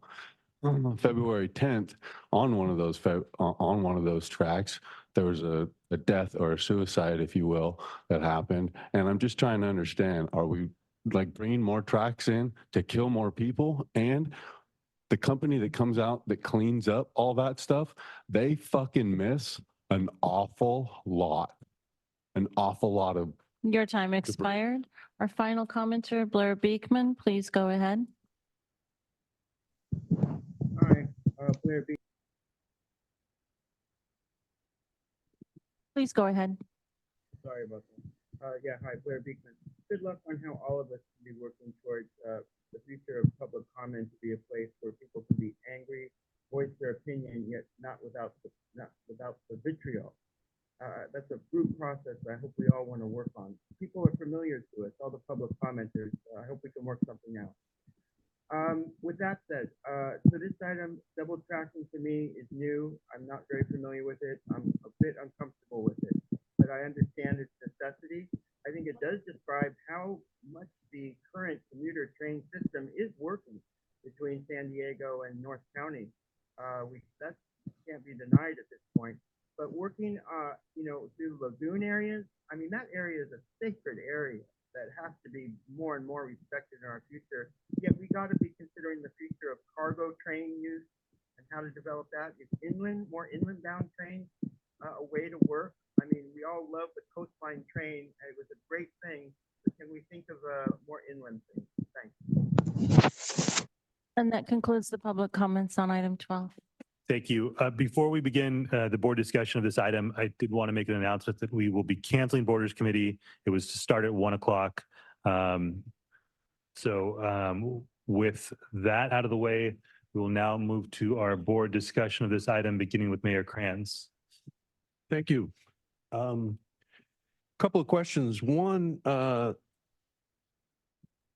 in terms of the construction of this bridge, I believe it was supposed to be that the freeway bridge was supposed to be done simultaneous so that environmental impacts were minimized. I know that was the case in the San Leo Lagoon, and I believe the Public Works Plan, Senator Kehoe had some legislation that required the lagoon work be all consolidated. Is that not the case?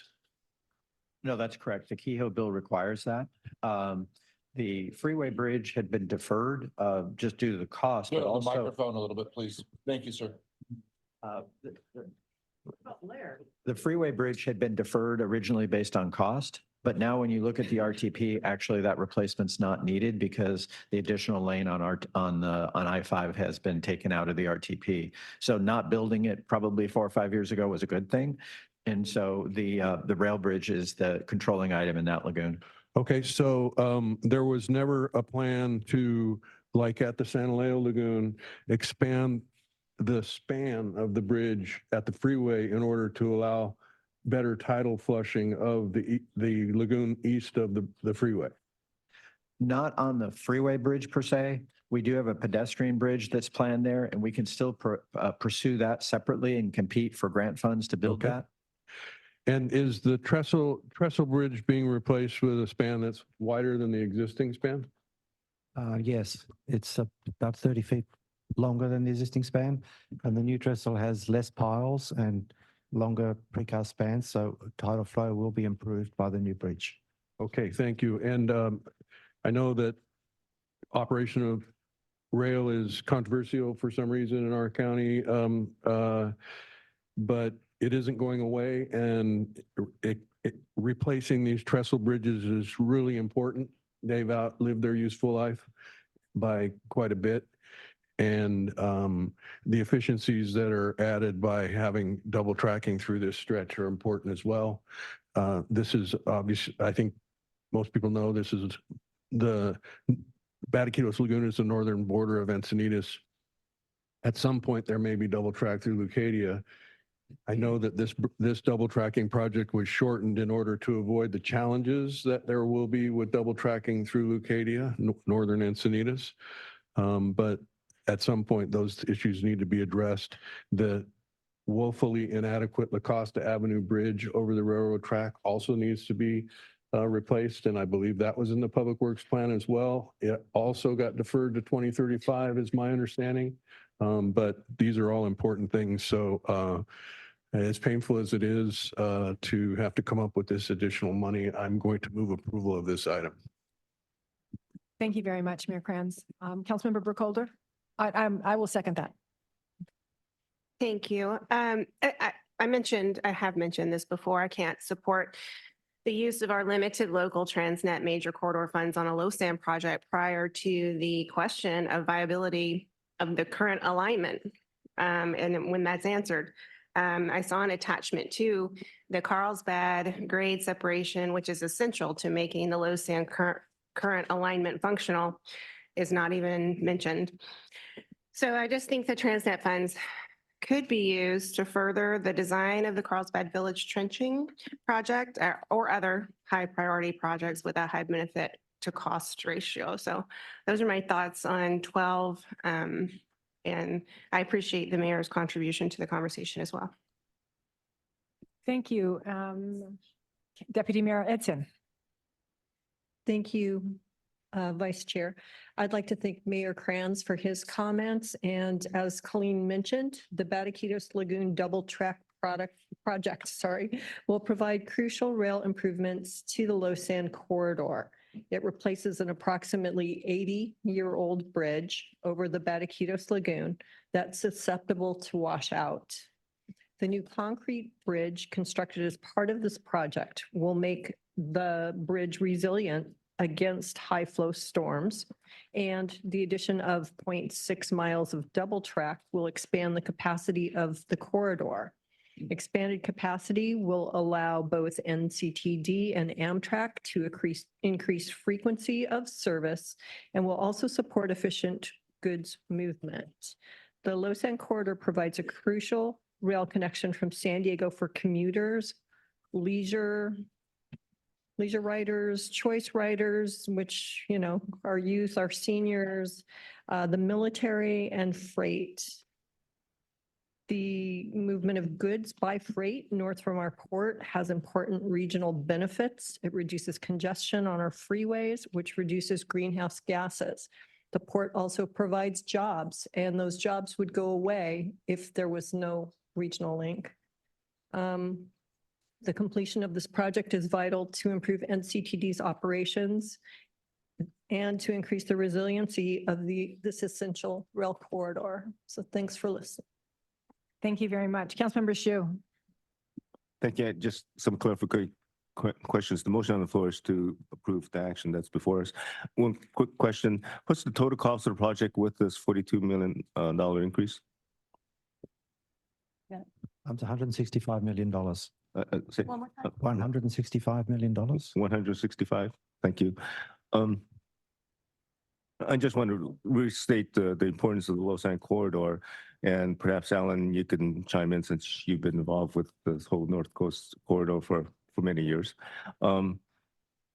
If a commuter was to take rail with a faster system, which I hope this improvement will make, not only double tracking, but making it stronger so to accommodate higher speed trains as well that was coming in the future. And we moved to also double track all of the Lausanne corridor from at least from Orange County, and put in the proposed tunnel at Del Mar and the Miramar Tunnel. I want to include that one as well. It would reduce travel time by about how much for the let's say from North County, Oceanside? Do you have an estimate on that? There's been studies that have actually given a number, so I'd actually know the number, but you could tell me. Yeah, the long-term plan with all those improvements in place is to have a 33-minute ride from Oceanside to downtown San Diego. A 33-minute ride as opposed to currently it takes me over 30 minutes to drive that, and sometimes a lot more with traffic. It's much longer now. Much longer. And do you recall those studies, how much money commuters would end up saving if they took the train rather than to drive on a monthly basis? I'm sorry, I don't have that number on. I think it was about over $350 a month for a regular commuter to take the train rather than to drive, and that Lausanne corridor improvement would actually result in at least 15-20% more commuters taking train rather than driving, relieving congestion on Interstate 5 for a lot less money that we're spending on the improvements on Interstate 5. I know that because lawsuits have actually shown those numbers and studies that have been conducted through settlements. So I hope that's something that we keep in mind, that yes, this is expensive. I don't like the idea of having to pay even more than we had originally estimated, but it's far less cost than the alternative to provide better transportation going north and south. Thank you. Thank you. I see no other names on the board, so I'll call for the vote on this. We have a motion, a second. Motion was Kranz, the second was Hebner. Please vote on this item.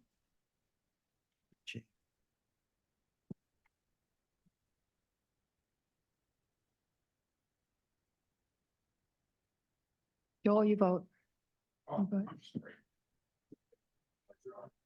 You vote. No, it's not. Oh,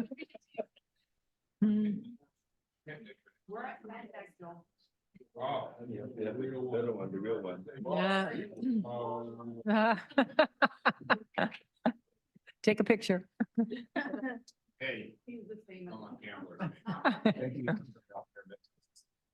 Yeah.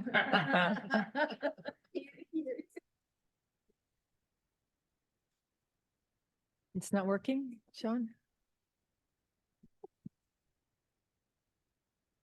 Mayor Minto, can you state your vote for the record? No. And that motion passes with 10 yeses, 3 noes, and Mayor Mento, I think you might have How we Mayor vote? Voss's, sorry, because he that's voted. how Mayor Minto's no. So he's Or noes. not here. Did I pick up the wrong one? I think you did. Can we redo it? Yeah, we have to redo it. It's too late, sir. Fix it Can I get 2 more and we'll fix it. Okay, for the record, we will fix the voting slide to reflect that Poway was absent and Santee voted no. Very good. All right. Thank you. Thank you, Tessa. All right. Okay, let's take public comments on the closed session. No, the closed session, and then we'll take public comments on the continued non-agenda public comments. So closed session first? Closed session items number 13 to 15. Yes, please. Truth, please come to the podium. You'll be followed by allegedly Audra and Mark. All right, item 13, SANDAG has a long history of wrongs that have resulted in litigation, mismanaged toll lanes, whistleblowers fired, wasteful spending, abuse of power. But the SANDAG excuse would be, that's all the past. It's now outside of your circle of control, right? But if that's true, then Jacktivists, you know what that means? Equity can never address past wrongs either. Equity is actually outside of SANDAG's circle of control, especially if you can't handle the basic major issues, including freedom of speech. I had to warn the city of San Diego, then La Mesa, now SANDAG. This path of censorship will lead to litigation. But thank you, Rebecca, because I'm with you on a positive environment. It's good. But you know what? It's going to take people who have inner peace to give outer peace. And that is here and it's here. It does reflect both ways. It's a two-way street. It is not one way. And if you try to change the rules and try to make it one way, you're going to get more resistance. And I actually changed my speech because I feel so strongly the same way that you do, Rebecca, in many ways. And I keep my mouth shut a lot, but it is true. Your time expired. Allegedly, Audra, please come to the podium. You'll be followed by Mark and Michael Brando, and the final two commenters, Blair Beekman and Paul the Bold. All right, yeah. Closed session. It's pretty interesting that we can fire somebody who exposed fraud, waste, and abuse, and we have somebody like Andre who's going to retire and collect a bunch more money after already engaging in such corruption. And, you know, the more that you guys do try and silence people and try and, you know, make it as though the public is like a threat to you guys. I mean, because I was beat up by a sheriff by going to a board meeting. So for Nora to sit there and say that she feels unsafe, we're not doing anything but coming to public meetings, redressing our government. And that's our duty as an American. But it's not your guys' duty to stick the sheriffs or people on us and have them beat the shit out of people. I'm the one who doesn't feel safe. So for her to say that and then say that we follow you guys around, don't be incestually in every meeting that there is, every council. Your time expired. Next commenter, Mark, please come to the podium. You'll be followed by Michael Brando and the final commenter, Paul the Bold. Mark, I wish Nora was still here. I don't want her to feel afraid. I don't know anyone who wants to hurt her. And I've met most of the people here. I can't speak for everyone in the city, but now I mentioned this before. This is a big deal because when you guys passed 11, and please correct me if I'm wrong, I think you pulled 4. I didn't hear anyone pull 3.9.1. And that should have been pulled. I was trying really hard to wave this around because if you confuse omissions and being off topic, the Brown Act is very specific that we have a right to critique omissions, meaning things that you never thought mattered at all about some agenda item that we feel it does. And it does. You don't have the right to decide what that is. You have to listen to our omission. And that, I'll stand up if you try and use that.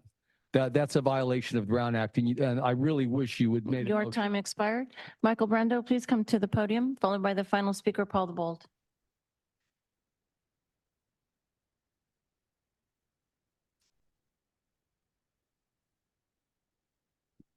These litigations wouldn't be coming forward if there was a wholesome environment.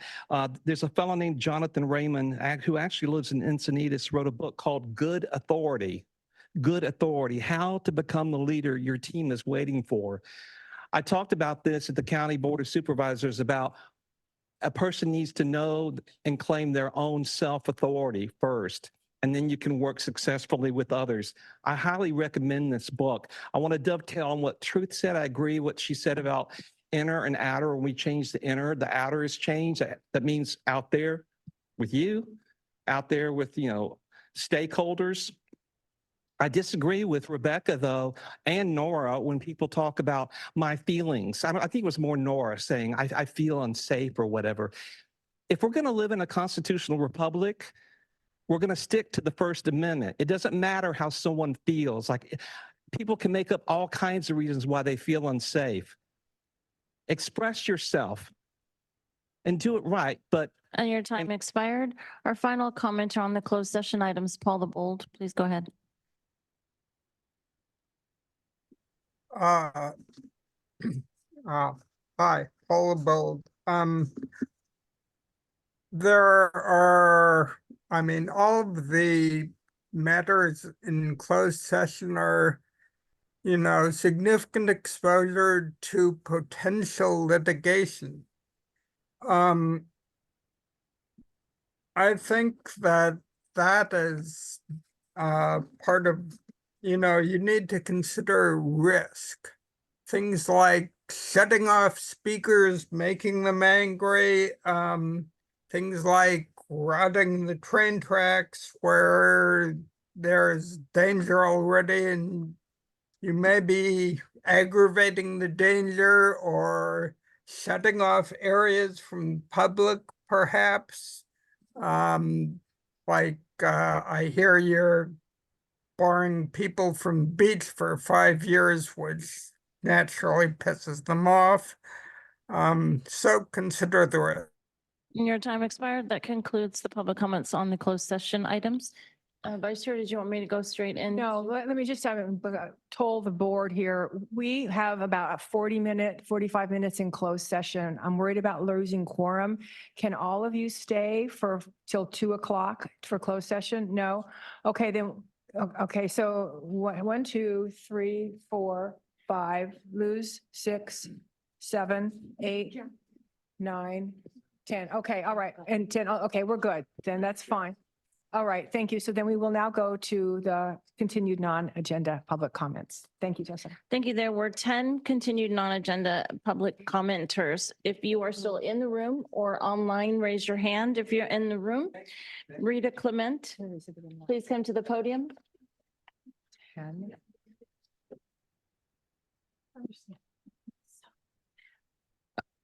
Allegedly Audra, please come to the podium.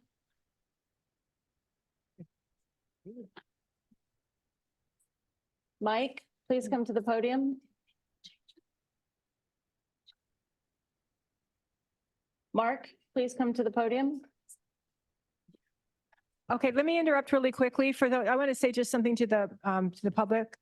We pulled the board policy number 4 and 3.91 is in that. We did not act on 3.91. So that is coming back to us. Thank you. Someone just informed me of that. And I wish someone had mentioned that earlier. It would have prevented a lot of me waving papers around, and thank you.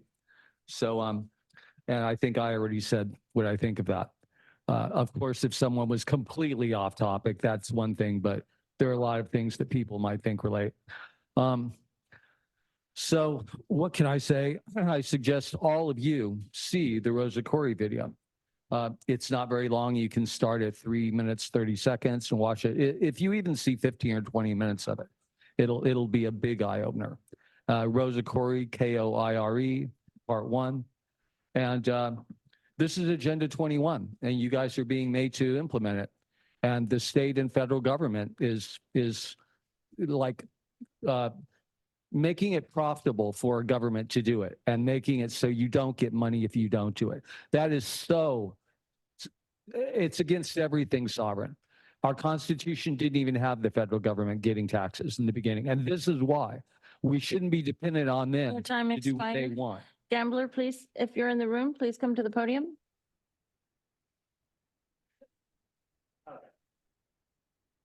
You'll be followed by Consuelo. Gambler here. I wanted to go in and make a comment. When I first came in here, I want to go in and apologize. I just assumed that majority of you guys fraudulently conducted the election and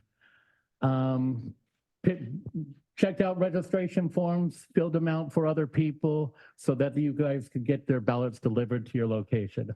I have witnessed in here that some of you guys are honorable people, Rebecca.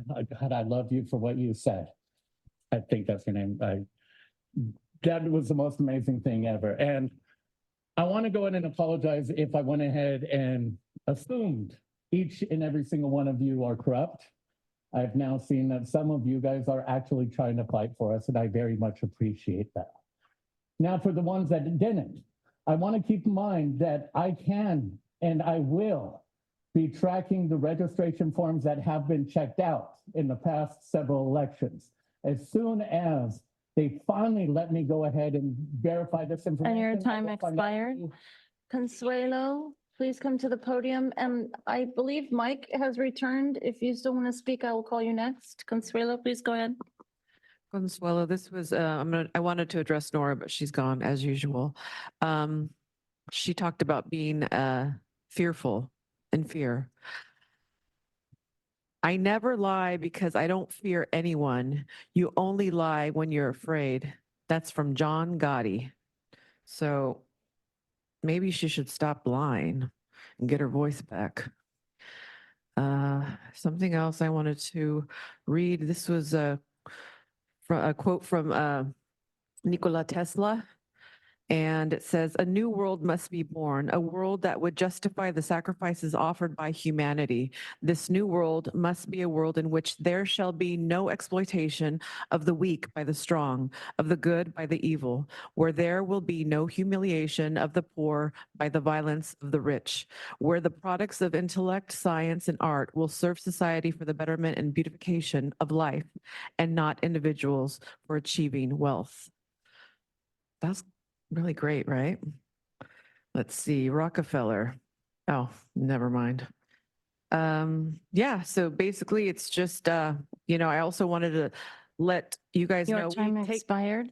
Mike, did you still want to speak? Please come to the podium. And I'd like to say for those of you with your hands raised virtually, there were 4 hands raised at the beginning of the meeting that I will be calling on if you're still here. Alex Wong, phone number 415, Blair Beekman, and Mary D.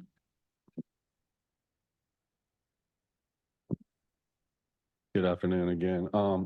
Yeah, so going back to some of the relationship issues that we seem to be having here amongst constituents and elected and selected officials here. It's kind of frustrating because it's like we don't feel like some of you guys are us anymore. It's like once you guys take that leap over into public life, I guess, if you will, elected life, it's like you forget what it's like to be us. And you now are a part of the elite where you've left behind us peasants and you continue to treat us as such. Don't listen to us. You want to limit our speech. You want to target and flow our ideas in a different direction, and it's absolutely atrocious. Your time expired. I also believe allegedly Audra has returned. If you would like to speak, please come to the podium. I was here the entire time. So it's really sad. Yeah, all those things are true. And I wish the border committee was still happening because what's happening on the borders is atrocious. And I don't believe any of you have actually gone down there and really witnessed what's happening and seeing like all these asylum seekers you claim are dropping off their IDs. They're burning them. They're tearing up money. They're tearing up anything that could possibly show who they are. I even found a military ID tag from a Muslim soldier in San Ysidro at the border wall just dropped there. This is a national security risk that is happening. And we have a 5-year-old who's been raped, okay, that nobody seems to care about, that I was kicked out of the board of supervisors for talking about and almost arrested. But she deserves justice, and we shouldn't be having people that are selected going in and saying that they're going to decriminalize or not hold these illegals accountable for pedophilia. It's very disturbing what is happening, and I'm there all the time watching it happen and watching our nation be usurped, and nobody gives a shit. It's crazy. Your time expired. There, final 3 commenters, Blair Beekman, and I'm going to call Paul the Bold. If you could confirm that your phone number ends in 415, and Mary D. Blair Beekman, please go ahead. Hi, thank you, Blair Beekman. Nice public comment ending today. Thank you. I really hope we can work on this issue together. It deserves to be worked on. We have good beginning steps here today by all of us. It really needs to be worked on. The public is familiar to ourselves. It should be a group process to work out. Good luck in our efforts.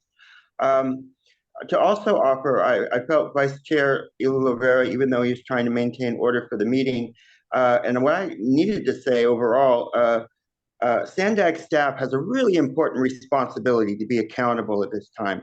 And they do have to hear kind of our words from the public and from the elected officials at SANDAG, who have some pretty serious beefs going on with SANDAG staff, how they operate. We made some mistakes. We got to correct them, and SANDAG has to be held accountable for that. Good luck in that effort. With my remaining time, I want to talk about ARGIS issues and data collection and immigration policy. Good luck in those efforts. In the future, I'll talk about it. Thanks. Your time expired. I'm going to call on Paula Bold, but you need to confirm what your last four phone number digits are. Please go ahead. Hi, Tessa. My last four are 1415. Thank you. Why is there no report on the SANDAG internal investigation of the SR-125 fiasco or on the FBI investigation? Are you still keeping secrets on the advice of the General Counsel, who has himself been mired in scandal? You should not keep secrets from the public like you have been. And the lithium battery storage fire in Otay Mesa, which reignited at least twice and is probably still burning, should serve as a warning that these fires are unextinguishable and can stretch fire resources thin by drawing away fire personnel to monitor them. And these fires also put out toxic fumes, and there's wildlife danger in hot climates and other dangers. Another Your time expired. Final commenter, Mary D. Please go ahead. Hi, Mary Davis. I commend Councilwoman Burkholder's previous request to get data. As she implied, data can be conditionally structured and manipulated to lead viewers to desired conclusions and subsequent courses of action. One example is trolley ridership, where staff selectively parsed data down to a shortened timeline window to indicate an increase, when in fact ridership was previously higher at nearly 9.2 million trips in October of 2014. So if you're going to use data, please use at minimum a decade of trend lines to paint a complete and accurate picture. I'm also protesting your reimagined copper line, which is a grave disservice to those who ride to Santee. Making riders get off at Marshall Street and then wait compromises their personal safety. Santee is getting the short end of the stick, and rebranding it as a copper line is disingenuous. You can sell farts in a bottle and call it parfum de methane, but at the end of the day, it still stinks. Thank you. And that concludes the continued non-agenda public comments. Alrighty, thank you very much for all of your comments. We're going to go into closed session, so will you all please leave the room, those of you who do not need to be here. Thank you so much. We will report out after our closed session.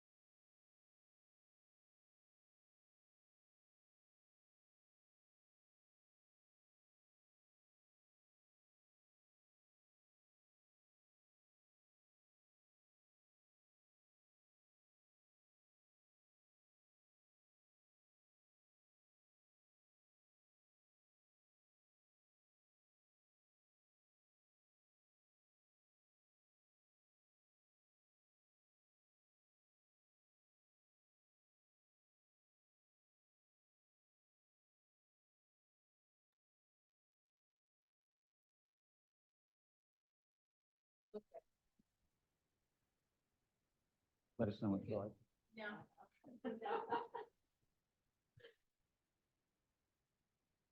We're ready to report out. On items 13 through 15, the board was briefed in closed session on each of those items. There was no reportable action at this time. Very good. This concludes our meeting. The next Board of Directors meeting will be the Tribal Summit hosted at Paula Casino on June 14th at 10 a.m. This meeting is now adjourned, and thank you all for hanging in there.